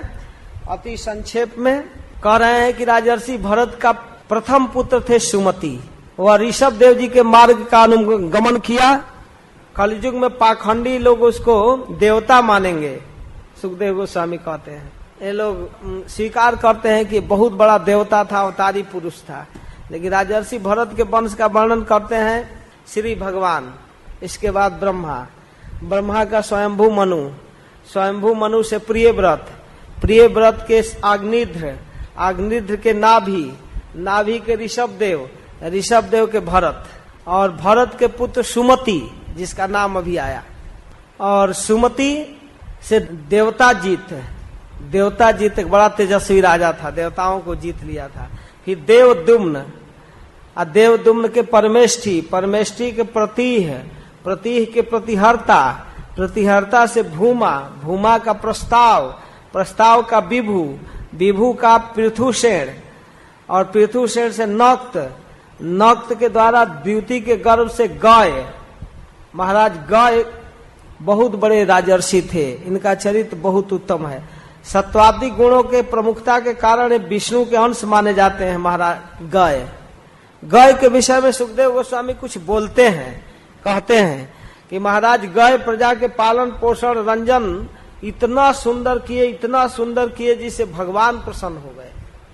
प्रजा का पालन पुत्र के समान करते थे, यज्ञों के अनुष्ठान करके भगवान की आराधना करते थे, और ऐसा सुंदर शासन किए और भगवान की भक्ति किए कि उनके गुणों से प्रसन्न होकर परम साध्वी देवियां, श्रद्धा, मैत्री, दया आदि सब उपस्थित होकर गंगा जल से महाराज गय का अभिषेक की।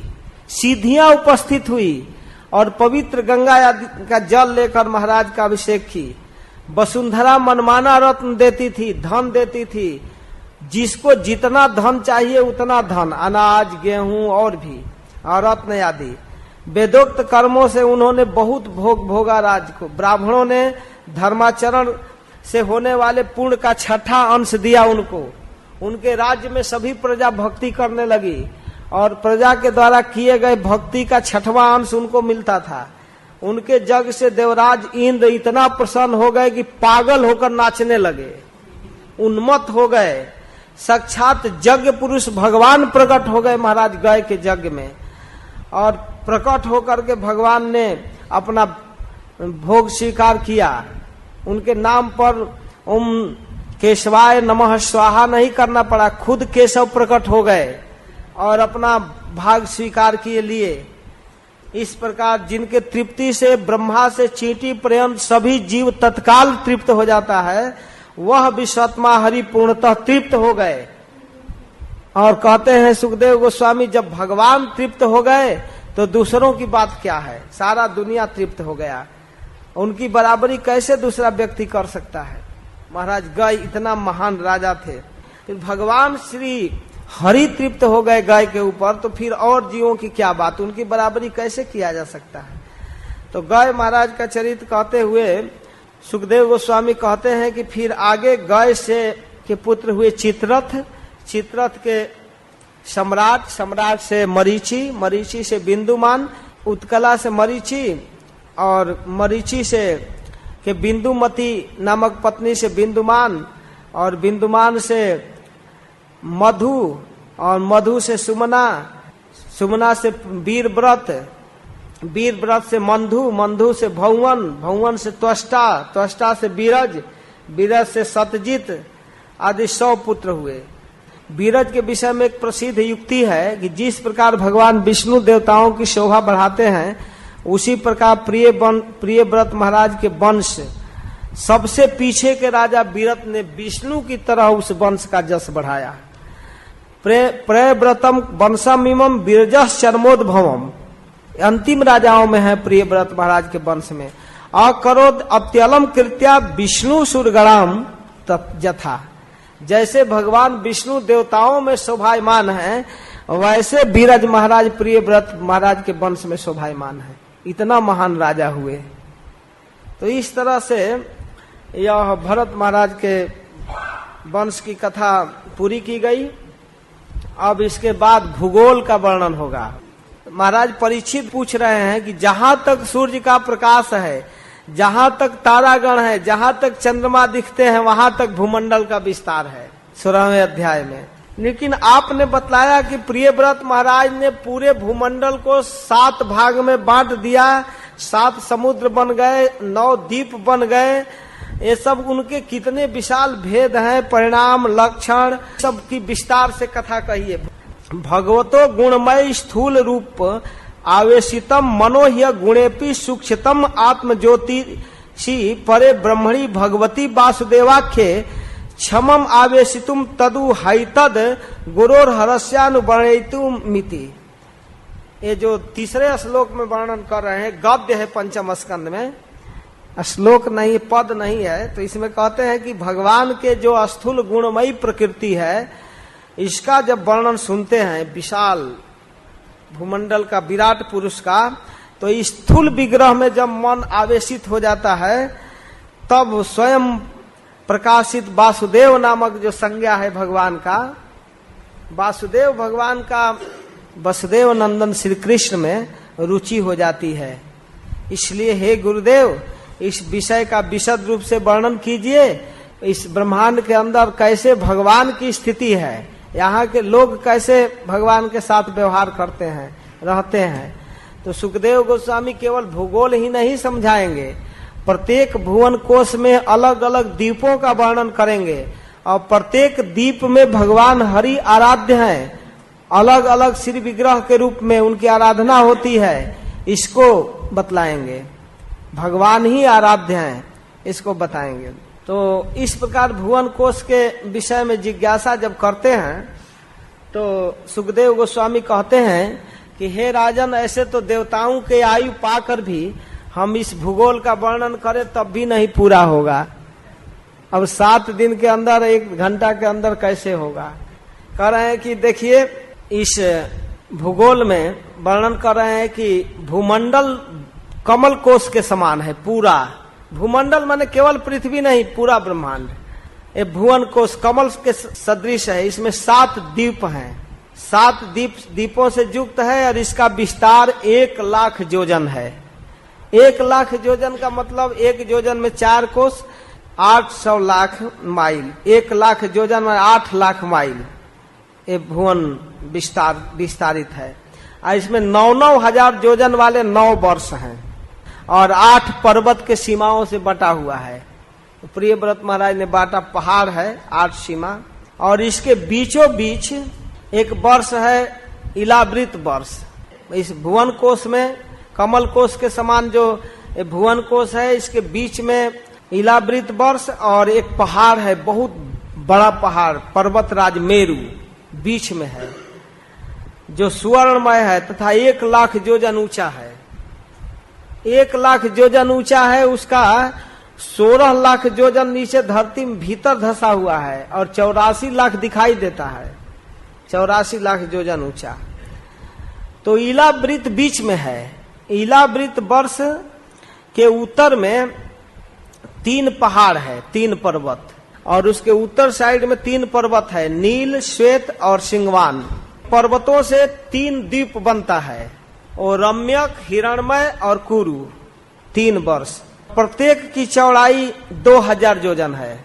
वर्ष की चौड़ाई 2000 योजन है और 9-9 हजार योजन लंबा है, 2-2 हजार चौड़ा। इसके बाद फिर इलावृत। इलावृत के दक्षिण में 3 पहाड़ है, उत्तर में 3 पहाड़ और 3 पहाड़ दक्षिण। तो दक्षिण में 3 पहाड़ कौन कौन है? निषद, हेमकूट और हिमालय। ये पर्वत है, ये 10-10 हजार योजन ऊंचा है। 3 वर्ष बना है इन पहाड़ों से, हरि वर्ष, किम पुरुष वर्ष और भारत वर्ष। इन सीमाओं से बटा है। फिर इलावृत के पूरब और पश्चिम में दो पहाड़ है, एक गंधमादन और एक माल्यवान। इनकी चौड़ाई भी 2-2 योजन है और 2 वर्ष इनसे बनता है, भद्रास और केतुमाल। तो इस प्रकार 9 वर्ष बने। इनके सिवा मंदर, मेरु मंदर, सुपार्श्व, कुमुद आदि अनेक पर्वत हैं। और भी पर्वत है छोटे छोटे सीमा के अंदर। मेरु पर्वत के चारों ओर 4 वृक्ष है, मेरु पर्वत के घेर कर। मेरु पर्वत बीच में है भुवन कोश के। 4 वृक्ष है, आप लोग सुनेंगे तो एकदम आश्चर्य में हो जाएंगे। 4 वृक्ष है, आम का, जामुन का, कदम्ब और बट का। कि लंबाई चौड़ाई सुनिएगा।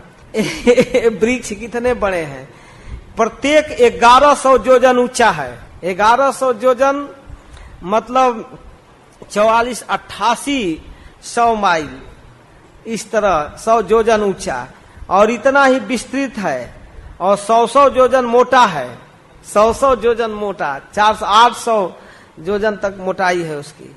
चारों पर्वतों पर 4-4 सरोवर है। पर्वतों के नीचे एक सरोवर है, दूध, मधु, ईख और मठे के रस से भरा हुआ है। 4 सुंदर उपवन है, नंदन, चैत्रथ, वैभ्राजक और सर्वतोभद्र। ये 4 दिव्य उपवन है। और 1100 योजन में विस्तृत आम वृक्ष, प्रत्येक वृक्ष के नीचे सरोवर है।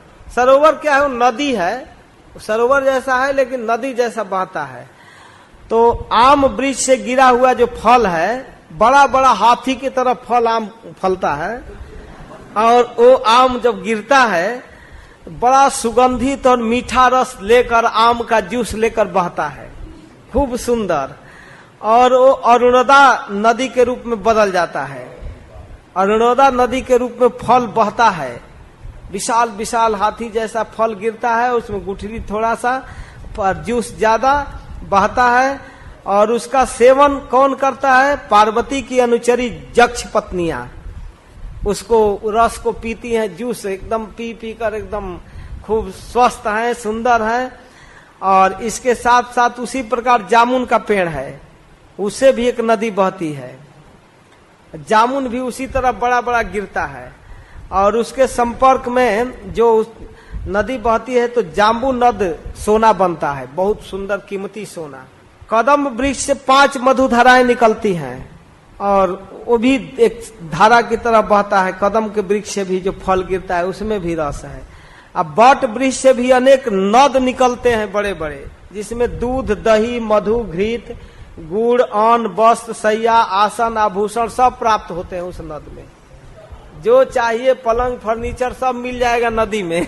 और जितना रस चाहिए, दूध, दही, किसी गाय से दूध धोने की जरूरत नहीं, नदी बहती है। सारा आसन, आभूषण आदि, इसके सेवन से सभी दैहिक बीमारियां चली जाती हैं।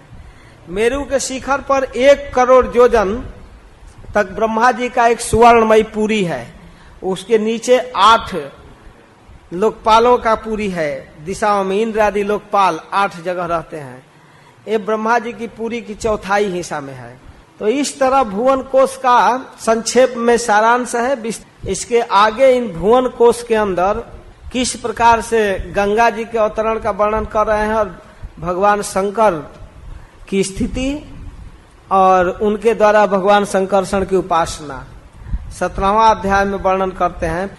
किस प्रकार से गंगा का अवतरण हुआ, इसको सुखदेव गोस्वामी कहते हैं कि जब महाराज बलि के यज्ञ में भगवान वामन देव भिखमंगे के रूप में आ गए, 3 डेग पृथ्वी मांगकर सारी संपदा इंद्र को देना चाहते हैं, तो उस समय जब बलि तैयार हो गए कि ठीक है देंगे, तो भगवान त्रिविक्रम रूप में शरीर बढ़ा करके जब ब्रह्मांड को नापने लगे, जब उनका अंगूठा, बाएं पैर का अंगूठा ऊपर बढ़ा तो ब्रह्मांड के ऊपरी भाग फट गया।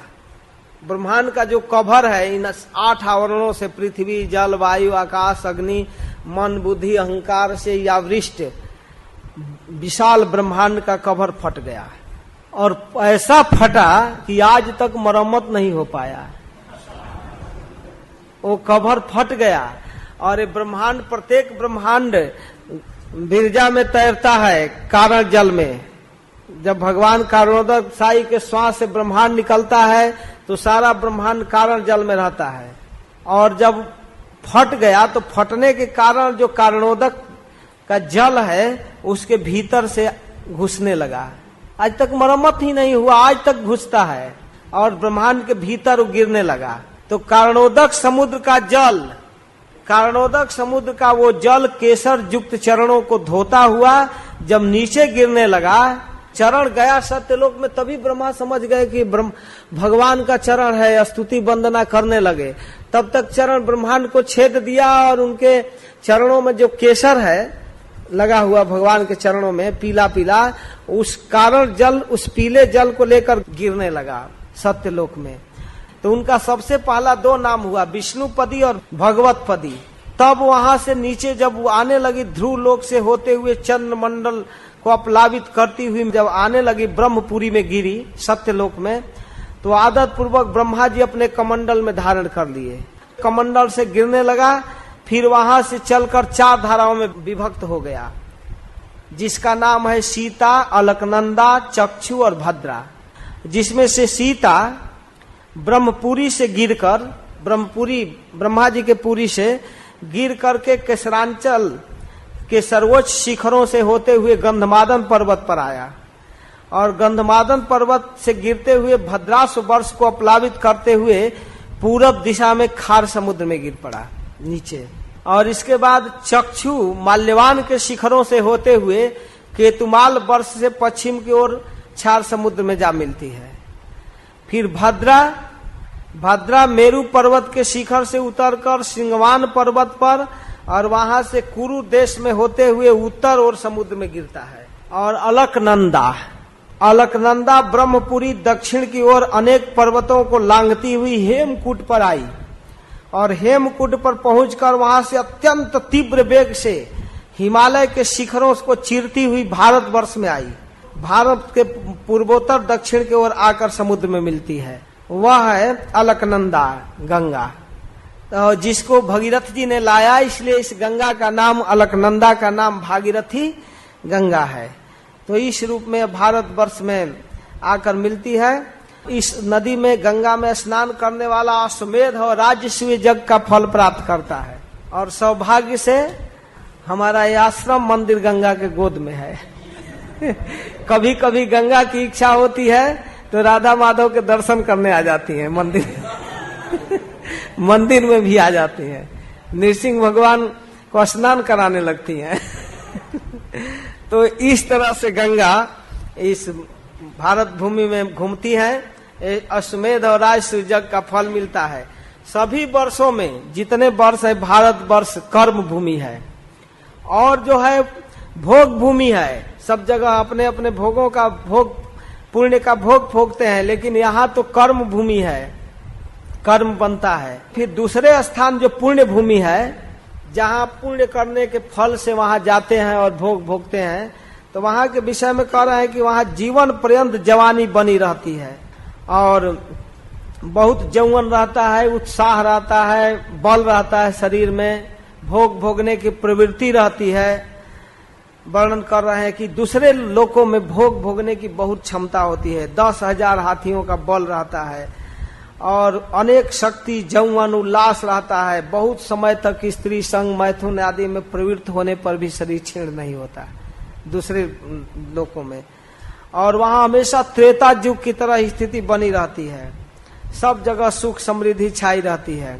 फिर आगे कहते हैं कि इन 9 वर्षों में परम पुरुष नारायण वहां पुरुषों पर अनुग्रह करने के लिए अपने विभिन्न मूर्तियों में विराजमान रहते हैं और वहां के लोग उनकी आराधना करते हैं। वहां के लोग बड़े उम्र के होते हैं, शक्ति संपन्न होते हैं, वहां जीवन पर्यंत जवानी बनी रहती है। जब जीवन पूरा होने जाता है तो बुढ़ापा नहीं आता, हटा दिया जाता है। फिर वहां की स्त्रियां जीवन में एक बार गर्भ धारण करती हैं बस, तो 1 वर्ष पूर्व, और एक संतान देकर जो कोई पुण्य प्राप्त किया हुआ व्यक्ति है उसको पुत्र के रूप में देकर बस चली जाती हैं। तो इस तरह इन 9 वर्षों में भगवान आराध्य है और अपने विभिन्न रूपों में भगवान की आराधना की जाती है। फिर आगे एक इलावृत वर्ष की वर्णन करना प्रारंभ करते हैं। इलावृत वर्ष से प्रारंभ करके फिर सारे वर्षों का वर्णन करेंगे। आगे 18वां अध्याय में। इस अध्याय में इलावृत वर्ष का वर्णन करते हैं कि इलावृत में एकमात्र भगवान शंकर ही पुरुष हैं और कोई पुरुष नहीं है, सभी स्त्री हैं। उसको इलावृत क्षेत्र बनाए और कहे इस क्षेत्र में कोई पुरुष प्रवेश करेगा तो पुरुष नहीं रह पाएगा, स्त्री हो जाएगा। भगवान शंकर वहां उस इलावृत क्षेत्र में भगवान शंकरषण का आराधना करते हैं। तो शंकरषण वहां उपास्य है भगवान शिव उनकी उपासना करते हैं, बड़े बड़े स्तुतियों से उनकी उपासना करते हैं। ओम नमो भगवते महापुरुषाय सर्वगुण संख्याय नायानंताय अव्यक्ताय नमः इति। हे प्रभु, जिनसे सभी गुणों की अभिव्यक्ति होती है, आप अव्यक्त मूर्ति ओंकार स्वरूप श्री भगवान शंकरषण को हम प्रणाम करते हैं। कई श्लोकों में भजन करते हैं। भजे भजन्या रणपाद पंकजम भगस्य कीर्तनस्य परंपरायणम भक्तेश्वलम भावित भूत भावनम भवापहम त्वाम भवभावमीश्वरम। इस तरह हे भजनीय प्रभु, आपके चरण कमल भक्तों के आश्रय देने वाला है। आप पूर्ण रूप से सभी ऐश्वर्य के परम आश्रय हैं और भक्तों के सामने आप भूत भावन स्वरूप से प्रकट होते हैं। संसार बंधन से मुक्त पुरुष आपका भजन करते हैं और किंतु वह भक्तों को उस बंधन में डालते हैं। आप ही सर्वेश्वर हैं, हम आपका भजन करते हैं। जो भजन करता है उसको पार कर देते हैं, जो नहीं करता है उस संसार में डालकर मारते रहते हैं। हे प्रभु, मैं आपको नमस्कार करता हूँ, आपको हम नमस्कार करता हूँ, बार बार नमस्कार करता हूँ। बहुत सुंदर स्तुति किए हैं कई श्लोकों में। एते वयम जस्य बसे महात्मन स्थिता शकुंता इव सूत्रयंतिता महानसम वैकृत तामसेन्द्रिया सृजाम सर्वे यदनुग्रहादिदम। हे प्रभु, हे महात्मन, महत तत्व अहंकार इंद्रियाभिमानी देवता, इंद्रियां सब कुछ आप बनाए हैं, आपके वशीभूत है। आप जगत की रक्षा करते हैं। आपकी सृष्टि से मोहित हुए जीव आपको नहीं जान पाता है, किंतु मुक्त होने का सबसे सुगम उपाय है कि आपके चरणों में बार बार नमस्कार किया जाए। न वेद निस्तारण जोग मंजसा तस्मई नमस्ते विलयो दयात्मने। मैं बार बार आपके चरणों में नमस्कार करता हूँ। तो भगवान शिव शंकरषण देव का आराधना करते हैं अपने इलावृत क्षेत्र में। इलावृत क्षेत्र में भगवान शंकरषण आराध्य है। फिर 18वें अध्याय में विभिन्न वर्षों का वर्णन है, अलग अलग वर्षों के वर्णन किया गया है। उसमें सुखदेव गोस्वामी वर्णन कर रहे हैं भद्रास वर्ष का। भद्रास वर्ष में धर्मपुत्र भद्रश्रवा और उनके सेवक गण भगवान हयग्रीव की आराधना करते हैं। भगवान हयग्रीव मूर्ति में वहां रहते हैं और उनकी स्तुति करते हैं। ओम नमो भगवते धर्मायात्मा विशोधनाय नमः इति। चित्त को विशुद्ध करने वाले अहंकार स्वरूप धर्म को हम नमस्कार करते हैं। धर्म के पुत्र भद्रश्रवा जी वहां राजा हैं और अपने सेवकों के साथ भगवान का भजन करते हैं। विचित्र बात कहते हैं भद्रश्रवा जी, एक श्लोक में कहते हैं, अहो विचित्रम भगवद विचेष्टितम ग्रंथम जनोयम हि मिशन न पश्यति ध्यायन्य सद्यार्हि विकर्म सेवितुम निर्हृत्य पुत्रम पितरम जिजीविषति। कहते हैं कि अहो भगवान की लीला विचित्र है। हे प्रभु, जिसके कारण जीव समुदाय संपूर्ण लोकों का संहार करने वाले काल को नहीं देख पाता है। प्रभु, आपकी माया विचित्र है, आपकी चेष्टा विचित्र है। आपके कारण लोग आपको काल रूप में नहीं पहचान पाते हैं और तुच्छ विषयों का सेवन ऐसे करते हैं, इतना पाप करते हैं कि पापों के करने से उनकी विषय लालसा बढ़ती जाती है। पापमय विचार में लगे रहते हैं और स्वयं अपने हाथ से अपने पिता का दाह संस्कार करते हैं। कभी कभी ऐसा होता है कि अपने पुत्र का दाह संस्कार करते हैं, फिर भी पिता के संपत्ति को तो खाते हैं, पुत्र के संपत्ति को भी खाते हैं। स्वयं जीवित रहने की इच्छा रखते हैं। पिता और पुत्र के लाश को जलाकर स्वयं जीवित रहना चाहते हैं और फिर उसको भोगते हैं। निर्हृत्य पुत्रम पितरम जिजीविषति। पुत्र को और पिता को जलाकर और फिर भोगते हैं। ये तमह प्रधान दैत्य लोग वेद को चुरा लिए थे, उनको मारने के लिए आपने हयग्रीव रूप धारण किया और उसे ला करके दिया। अमोघ लीला है, मैं आपको नमस्कार करता हूँ। वेदांत जुगान्ते तमसा तिरस्कृतान रसातलाद्यो निर्तुरंग विग्रह, वो लोग चुरा लिए थे, रसातल में ले गए थे, लेकिन प्रत्याददे वही कबे भी आचते तस्मै नमस्ते बिथथे हितायति। इस प्रकार भगवान की आराधना करते हैं। भद्राश्व वर्ष में हयग्रीव भगवान की आराधना करते रहते हैं। और फिर हरिवर्ष खंड में, हरिवर्ष खंड में भगवान नृसिंह रूप में रहते हैं और वहां महाभागवत प्रहलाद महाराज भगवान नृसिंह की आराधना करते हैं अपने सेवकों के साथ, अन्य पुरुषों के साथ। बड़ा ही भक्ति भाव से भगवान नृसिंह देव की उपासना करते हैं और तरह तरह के मंत्र बोलते हैं प्रहलाद महाराज। तो प्रहलाद महाराज नृसिंह देव की उपासना करते हुए ओम नमो भगवते नरसिंहाय नमस्तेजसे आविर्भव वज्र नख वज्र द्रष्ट कर्माशयान रंधय रंधय तमो ग्रस ग्रस ओम स्वाहा अभयम अभयम आत्मनि भूयिष्ठाम ओम क्षौम। इस तरह से प्रार्थना करते हैं। हे ओंकार स्वरूप प्रभु, हे नृसिंह देव, हम आपको नमस्कार करते हैं। आप अग्नि के तेज से भी आपका तेज ज्यादा है, हम आपको नमस्कार करते हैं। हे वज्र नख, आपका नख वज्र के समान है।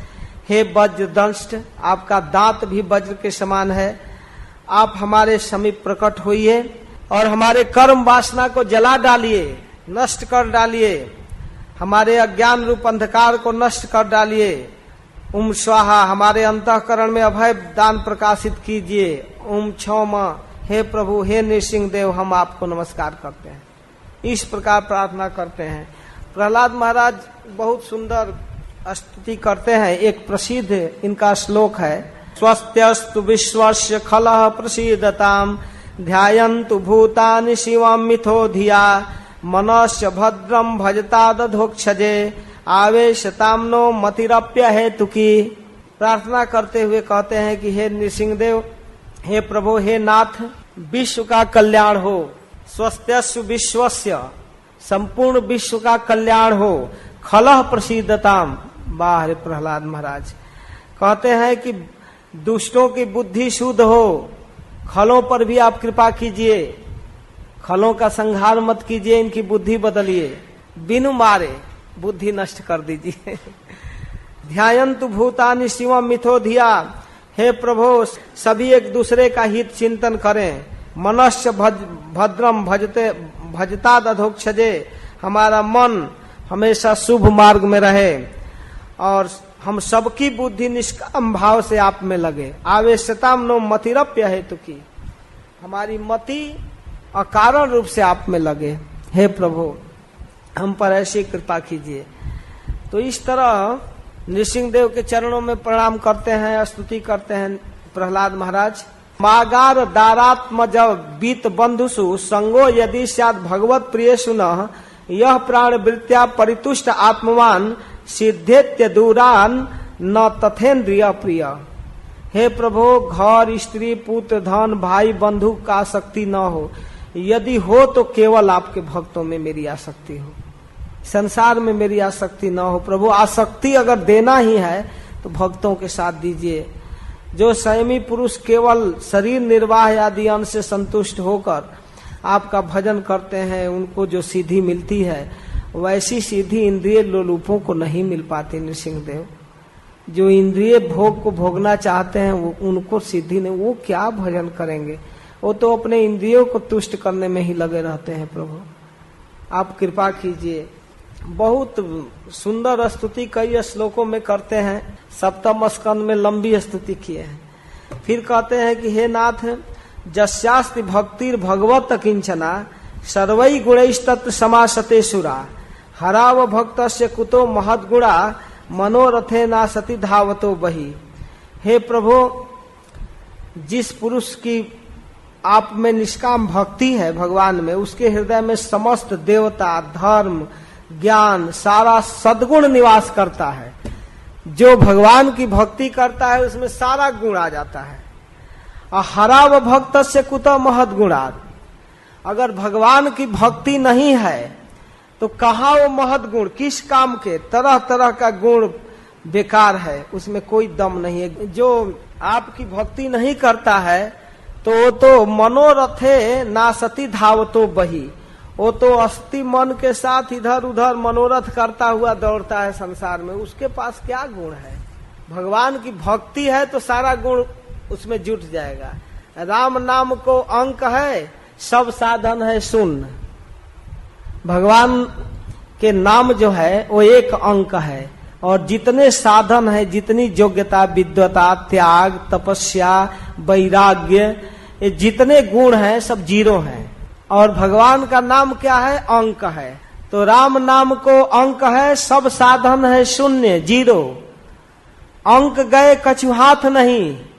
अगर अंक को हटा दीजिए तो टोटल जो उपलब्धि है जीरो। बहुत बड़ा वैराग्य है, जीरो, एक जीरो। बहुत विद्वान है, शास्त्र अध्ययन किए हैं, बहुत डिग्री ले लिए, पीएचडी डिलीट, एक दूसरा बड़ा जीरो। अगर बहुत ज्ञान संपन्न है, बहुत विरक्त है, बहुत दान दिए हैं दुनिया में, कुछ भी किए हैं, एक तीसरा जीरो। बहुत बड़ी बड़ी उपलब्धियां जो संसार का है वो केवल जीरो है। अंक गए कछु हाथ नहीं। अगर भगवान की भक्ति, भगवान के नाम को हटा दीजिए तो कोई हाथ आने वाला नहीं है, केवल जीरो। अंक रहे 10 गुण। अगर एक भक्ति करते हुए, राम नाम जपते हुए अगर वैराग्य है तो 10, अगर ज्ञान है तो 100, 10 गुना कीमत बढ़ता जाता है। जब भक्ति है तब, राम नाम जप करते हैं तब इसका कीमत है, और नहीं तो जीरो। तो वही कह रहे हैं कि जस्यास्ति भक्ति भगवत अकिंचना। अकिंचन व्यक्ति के पास कुछ नहीं है। ऐसे व्यक्ति के पास भक्ति आ जाए तो सर्वई गुणैस्तत् समासते सुरा, सारे देवताओं का गुण उस भक्त में आ जाता है अपने आप। सारे उनके हृदय में देवता, धर्म, ज्ञान, संपूर्ण सद्गुण सदा निवास करता है हमेशा। किंतु जो भगवान का भक्त नहीं है, हरऊ अभक्तस्य, भगवान का भक्त नहीं है तो कुता महद गुणा, वो गुण किस काम का? उसमें कोई तरह तरह के संकल्प विकल्प करने वाला, निरंतर तुच्छ विषयों की ओर दौड़ता है। मनोरथे नासती धावतो बही।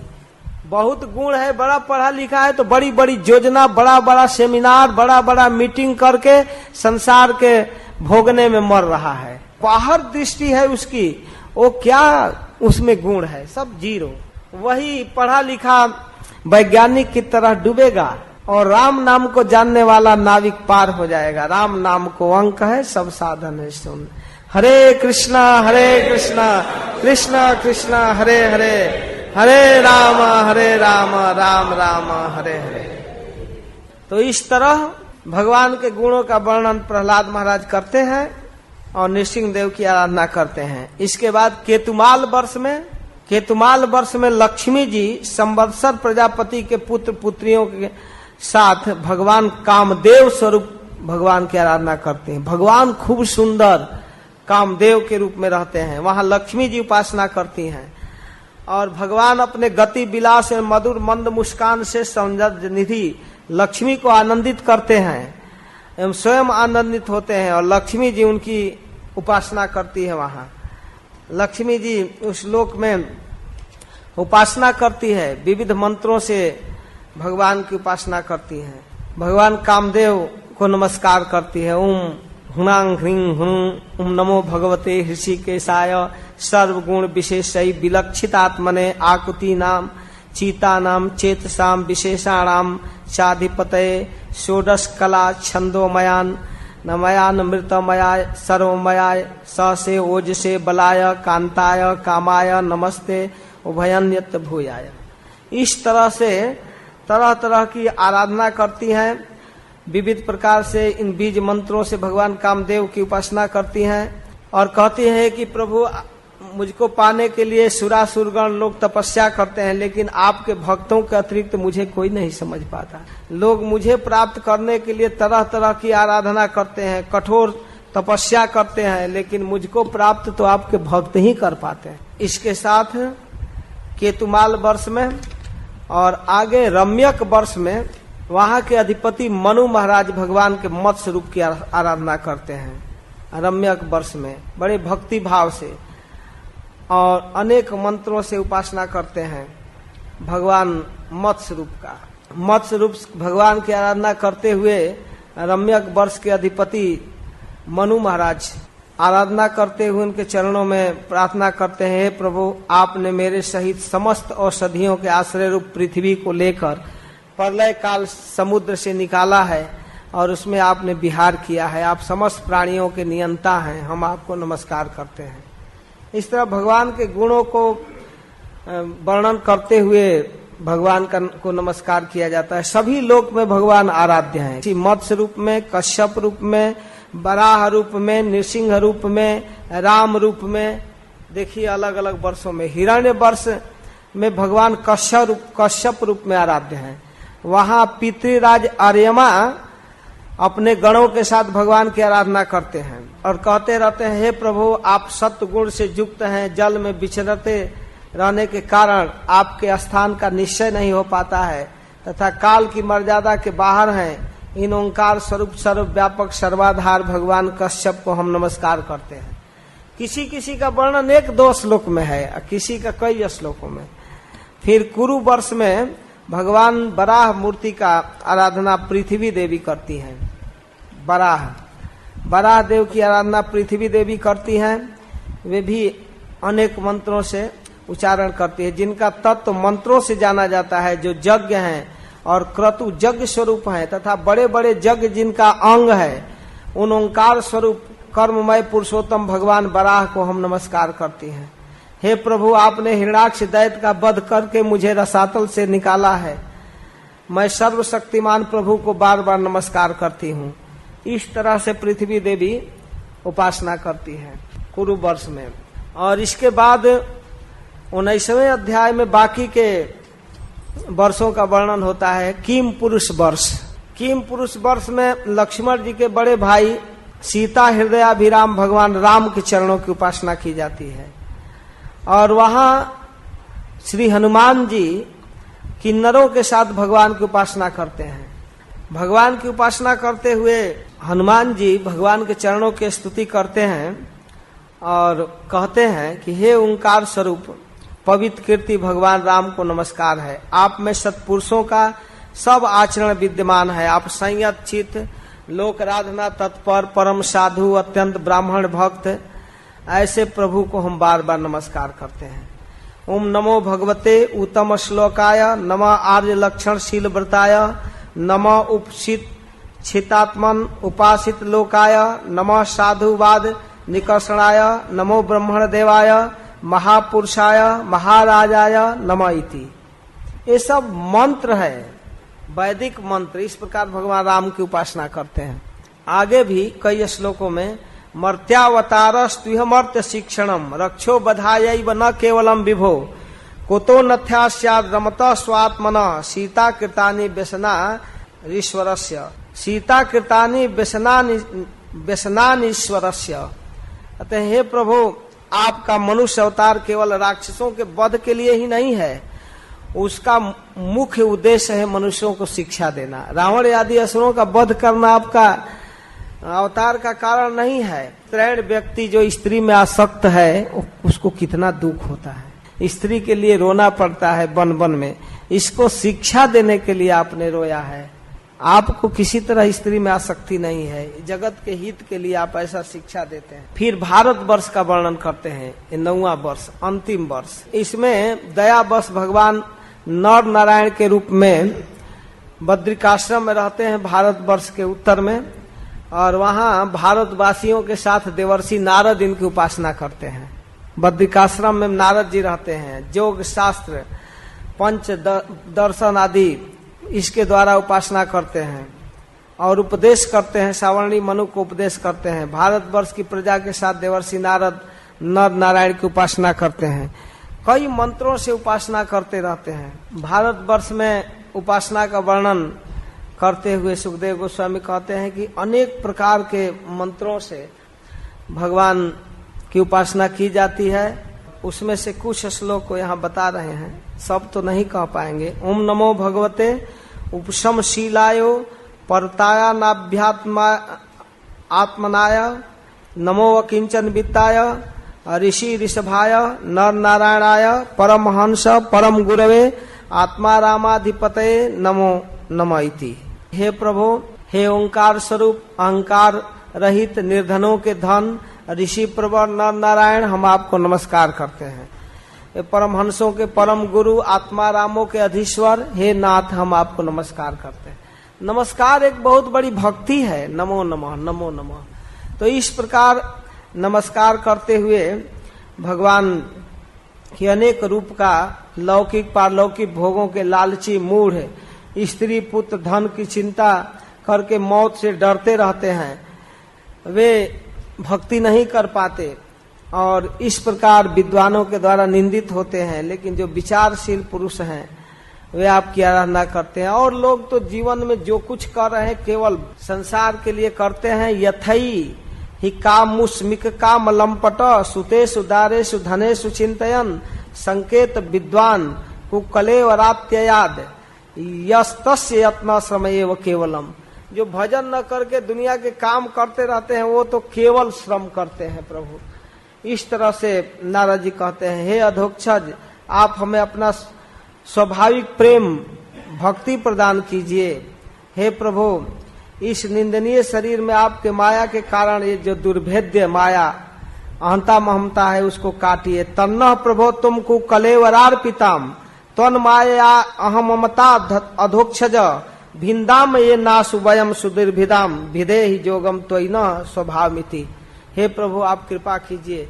फिर कहते हैं कि यह भारतवर्ष जहाँ बहुत सुंदर सुंदर पर्वत हैं, नदियां हैं, परम पवित्र है, भजन स्थली है, इसमें साधु संत महात्मा रहते हैं, इसमें बहुत अच्छे अच्छे पर्वत हैं, पवित्र पर्वत पवित्र नदियां जिसमें नाम रखते हैं मलय, मंगलप्रस्थ, मैनाक, त्रिकुट, ऋषभ, कुटक, कोल्वक, सह्य, देवगिरी, ऋषमुख, श्रीशैल, वेंकट, महेंद्र, वारीधार, बिंध्य, सुक्तिमान, ऋक्षगिरी, पर्यात, द्रोण, चित्रकूट, गोवर्धन, रैवतक, ककुभ, नील, गोकामुख, इंद्र, कील और कामगिरी इत्यादि पर्वत। और इसके प्रांत में अनगिनत नद नदियां बहती हैं जो परम पवित्र हैं भारतवर्ष में। चंदवर्षा, तामपर्णी, औटोदा, कृतमाला, कावेरी, बेड़ी, पयस्विनी, शर्करा, सर्कवता, तुंगभद्रा, कृष्णा, बेण्या, भीमरथी, गोदावरी, निर्विंध्या, पयस्विनी, तापी, रेवा, सुरसा, नर्मदा, चर्मणवती, सिंधु, औंध, सोन नामक नद, महानदी, वेदस्मृति, ऋषिकुल्या, त्रिशामा, कौशिकी, मंदाकिनी, गंगा, जमुना, सरस्वती, हरिष्वती, गोमती, सरजू, रोधस्वती, सप्तवती, सुषोमा, शतद्रु, चंद्रभागा, मरुदवृद्धा, वितस्ता, अस्निकी और विश्वास आदि। इस तरह से अनेक नदियों का कहते हैं सारे नदी पवित्र हैं, किसी भी व्यक्ति को स्नान करने में पवित्रता प्रदान करने वाली है। तो इस प्रकार इस भारतवर्ष की महिमा मैं ही नहीं कह रहा हूँ, सुखदेव गोस्वामी कहते हैं देवता लोग गाते हैं, देवता लोग भारतवर्ष की महिमा कहते हैं, गाते हैं। अहो अमीशाम किमकारी शोभनम प्रसन्न एशाम शीतदूत स्वयं हरिहि जय जन्म लब्ध निशु भारता जिरे मुकुंद से वो पैकम स्विहाही न। कहे अहो भारतवर्ष में उत्पन्न होने वाले मनुष्य, परम सौभाग्य का विषय है। इस भारतवर्ष में जन्म लेने के लिए हम लोग देवता लोग तरसते रहते हैं। जिनका जन्म हुआ है वो बहुत सौभाग्यशाली है। भारत भूमि ते हिले मनुष्य जन्म जार जन्म सार्थक करी कर परोपकार। अगर भगवान का भजन नहीं हो रहा है तो वह जगह रहने लायक नहीं है। भारतवर्ष में भजन होता है, जहाँ जिन तीर्थों में जाइए, जिन धामों में जाइए लोग भजन कर रहे हैं, राधे राधे बोल रहे हैं। वृंदावन में जाइए, सब जगह भगवान के नाम उच्चारण हो रहा है। क्या रिक्शा वाला, क्या दुकानदार, सब लोग भगवान का नाम जपते हैं। अनायास सुनाई दे रहा है। न जत्र वैकुंठ कथा सुधा पगा न साधवो भागवता सदाश्रया न जत्र यज्ञ समखा महोत्सवा सुरेश लोकोपि न वैश्य सेव्यताम। देवता लोग कहते हैं कि जहाँ भगवान वैकुंठ नाथ की कथा की सरिता नहीं बहती, इस तरह कथा नहीं हो रही है, जहाँ साधु लोग नहीं रहते हैं, भगवान के आश्रित भक्त नहीं रहते हैं, जहाँ पर भगवान जग पुरुष के लिए यज्ञ नहीं होता है, उत्सव नहीं होता है, महोत्सव नहीं होता है, तो सुरेश का लोक भी, स्वर्ग भी रहने लायक नहीं है। सुरेश लोकोपि न वैश्य सेव्यताम, रहने लायक नहीं है। जहाँ भजन होता है वहाँ रहना चाहिए, और भारतवर्ष में भजन होता है, इसलिए भारतवर्ष का बहुत महत्व है। यहाँ भगवान का भजन होता है, भगवान अपने भक्तों पर कृपा करते हैं। सत्यम दिशत्यर्थितमर्थितो नृणाम नैवार्थदो जत पुनरर्थिता जता स्वयं विधत्ते भजताम अनिच्छताम इच्छा पिधानम निजपाद पल्लवम। सत्य है, भगवान भजन करने वाले को देते हैं, लेकिन जो मांगता है वही तुच्छ छोटा वस्तु दे देने से वो दानी नहीं होते हैं। स्वयं विधत्ते भजताम अनिच्छताम, नहीं चाहता है फिर भी देते हैं। क्या? इच्छा पिधानम, सारे इच्छाओं को ढक देने वाला, निज पाद पल्लवम, अपना चरण कमल वैकुंठ। तो इस प्रकार यह भारतवर्ष की महिमा है, और भगवान हरि यहाँ सबका कल्याण करने के लिए कई रूपों में, कई धामों में, कई स्थानों में विराजमान है, और भारतवासी लोग यहाँ भजन करते हैं। तो इस तरह भारतवर्ष की महिमा कहकर अब अन्य द्वीपों और लोक का वर्णन करते हैं। और भी इस भूमंडल में केवल 9 वर्ष ही नहीं है, और भी वर्ष है, तो और द्वीप है, तो उन द्वीपों के विषय में वर्णन करते हैं। वहाँ कौन रहता है, उसकी लंबाई चौड़ाई क्या है, प्रसिद्धि क्या है, तो इसको 6 वर्ष का 6 द्वीप का वर्णन करते हैं। और 20वां अध्याय में प्लक्ष द्वीप में जम्बू द्वीप के समान 1 लाख योजन का विस्तार है उसका, और इक्षु रस का समुद्र से घिरा हुआ है। और प्रसिद्धि क्या है कि जम्बू द्वीप के जामुन वृक्ष से गिरा हुआ पका फल वहाँ गिरता है, इसे प्लक्ष कहते, प्लक्ष द्वीप। और वहाँ प्रियव्रत महाराज के पुत्र इन्द्रजिम्न का शासन है, अधिपति है। इसके साथ इसमें इंद्रजीव के पुत्रों के नाम से 7 वर्ष है, और 7 पर्वत है, और नदियां हैं, ये प्रसिद्ध है प्लक्ष द्वीप। प्लक्ष कहते हैं जम्बू को, इसलिए उस नाम पर है। शालमली द्वीप, शालमली द्वीप ये प्लक्ष द्वीप के दुगुना है परिणाम में, और इसमें मदिरा भरा हुआ है, मदिरा से घिरा हुआ क्षेत्र है। यहाँ सेमर का वृक्ष है, शालमली सेमर को कहते हैं, और इसके नाम पर यहाँ प्रियव्रत के पुत्र यज्ञबाहु शासक हैं, और इनके नाम से 7 वर्ष है।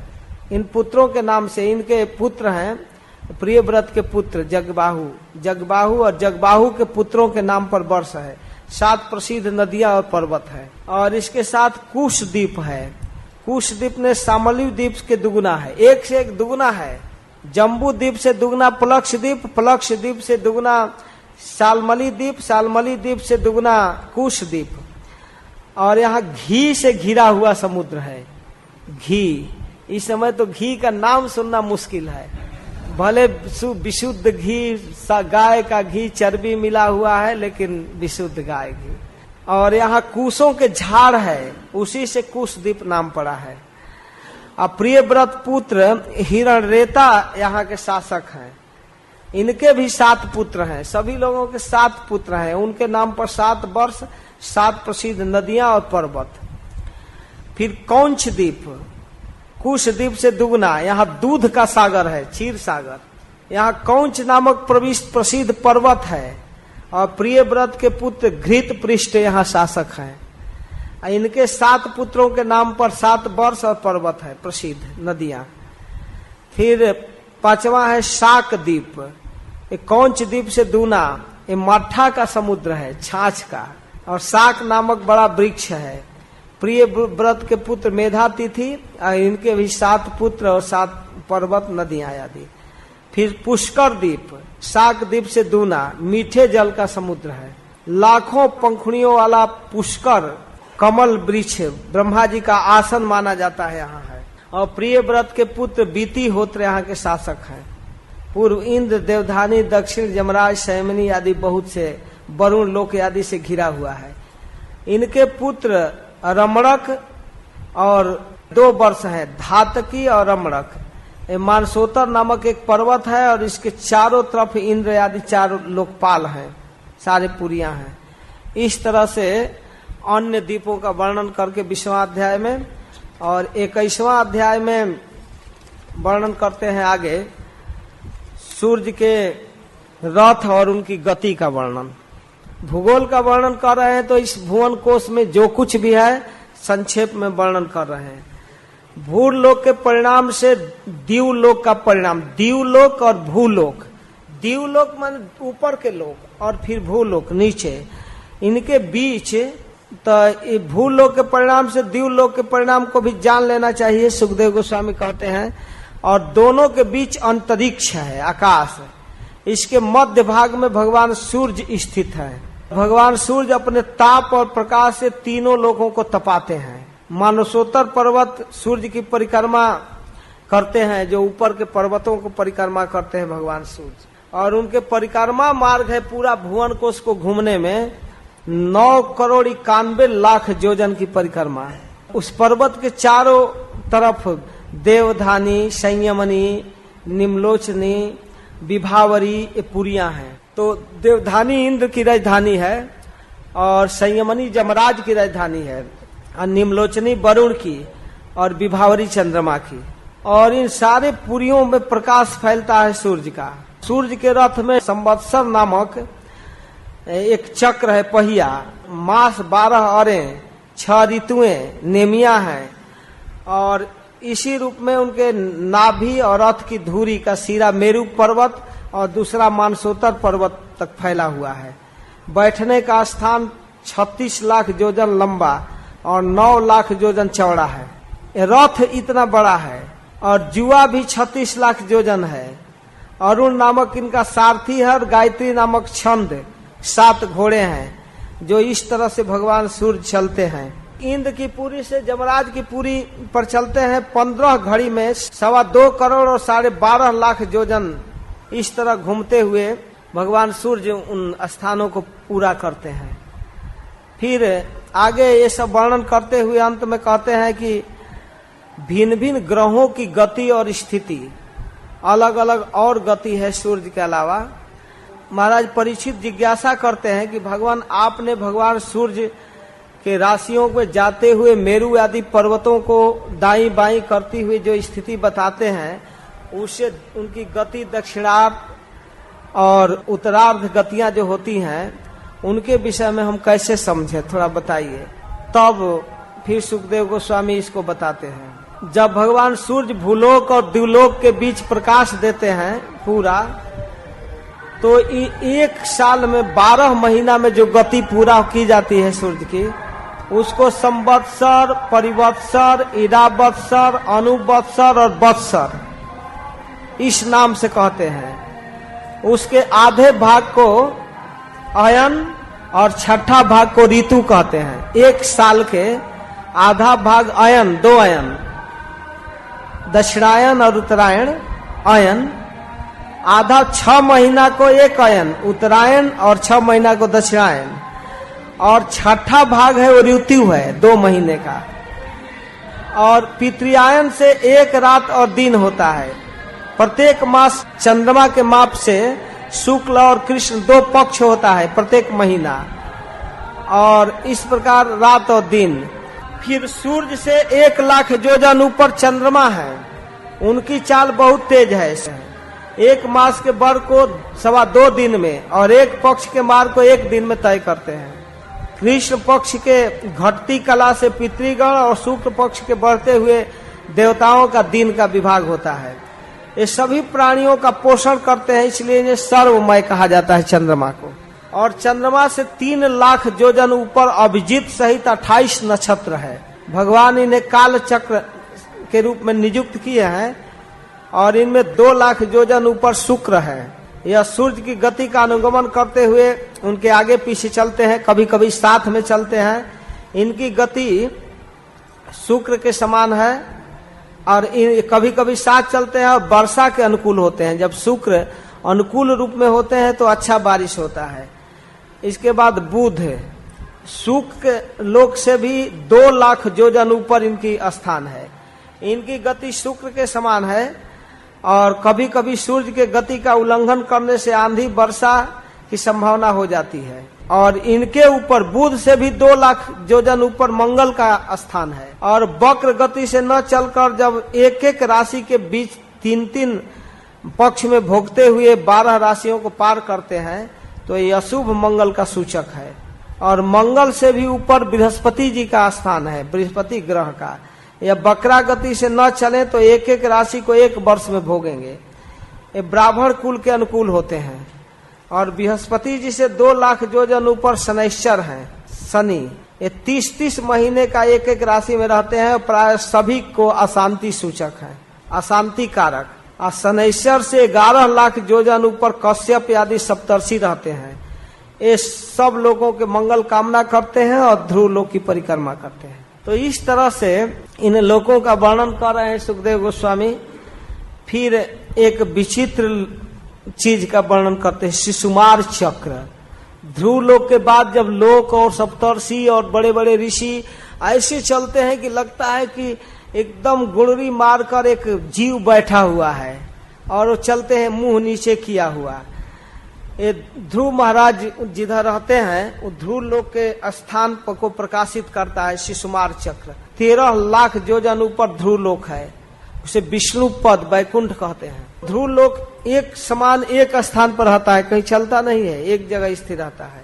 ये मेढ़ी स्तंभ के समान रहता है। जैसे कहीं स्तंभ लकड़ी का गाड़ दिए और उस मेढ़ में बैल चलते रहते हैं दौरी में, वैसे कोई कोई भगवत जोग माया के आधार पर स्थित इस ज्योतिष चक्र को शिशुमार चक्र कहते हैं। यहाँ ग्रह नक्षत्र जो उस ध्रुव लोक की परिक्रमा करते हैं सूंस की तरह बैठे रहते हैं। और इनका ऊपर का सिर ध्रुव लोक है और नीचे का मुख मंगल ग्रह है।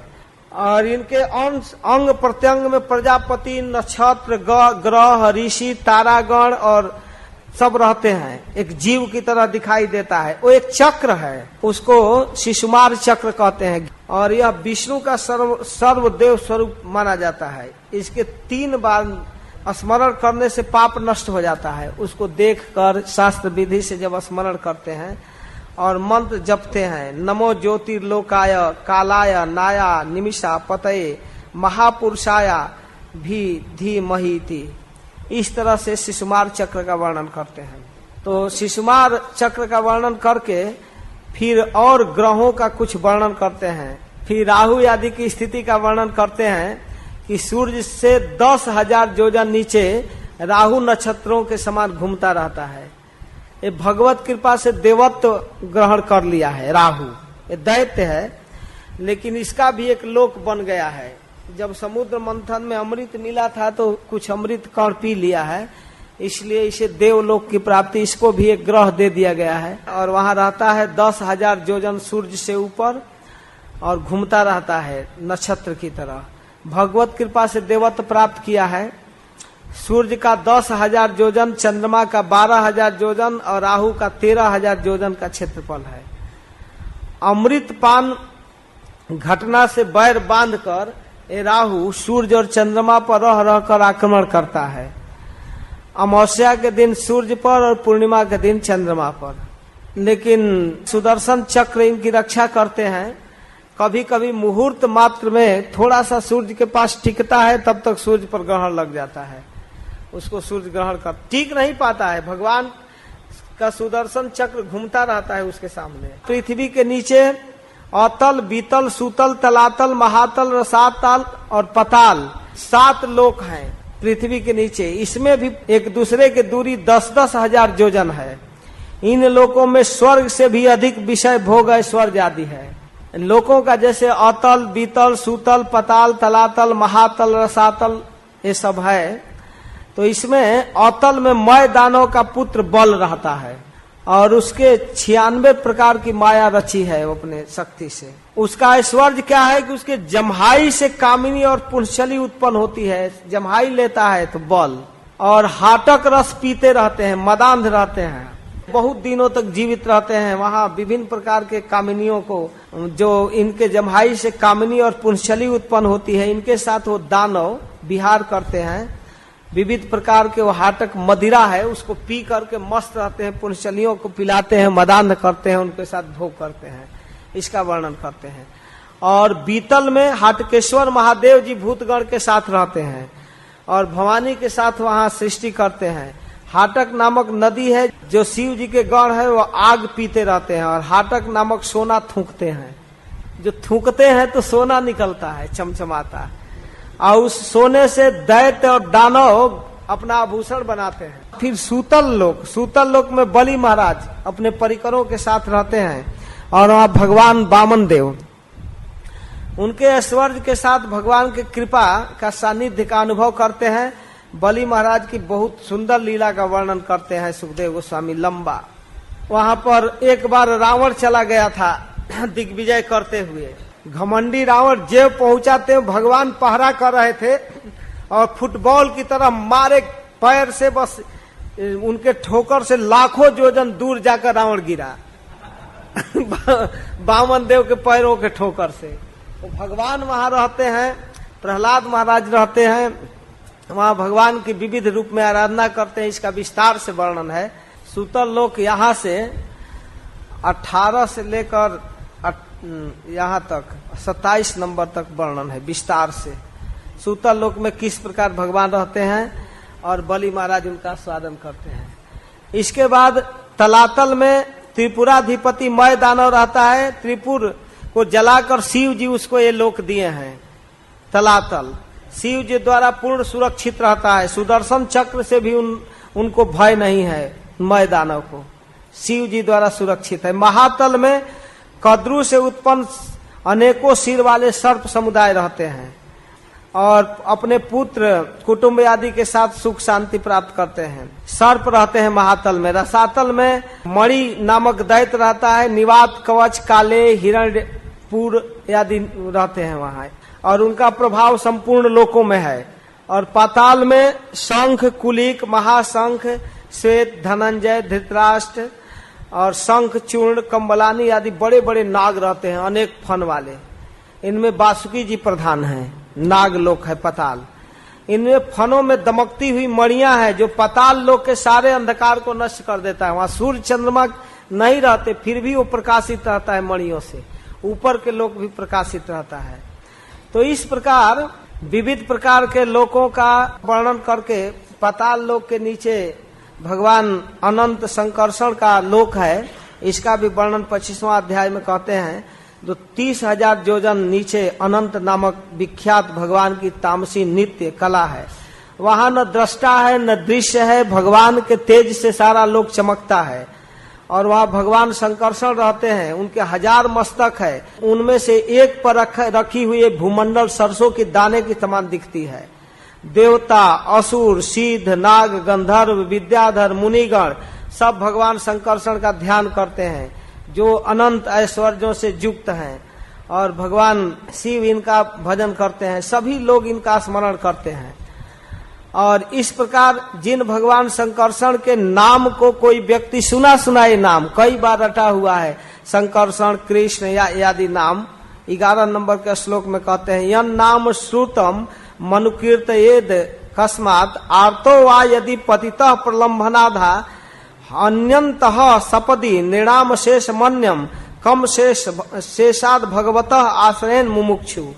अतः जिनके नाम को सुनने से हंसी मजाक में जैसे तैसे भी व्यक्ति का सारा पाप तत्काल नष्ट हो जाता है, ऐसे शेष भगवान को छोड़कर मुमुक्षु जन किसका आश्रय लेगा? किसी तरह कोई नियम कानून से नहीं, जैसे तैसे नाम लेने से व्यक्ति पाप से मुक्त हो जाता है। ऐसे भगवान संकर्षण के आश्रय छोड़कर किसका आश्रय लिया जाए? भगवान संकर्षण रहते हैं नीचे अनंत नामक विख्यात लोक में।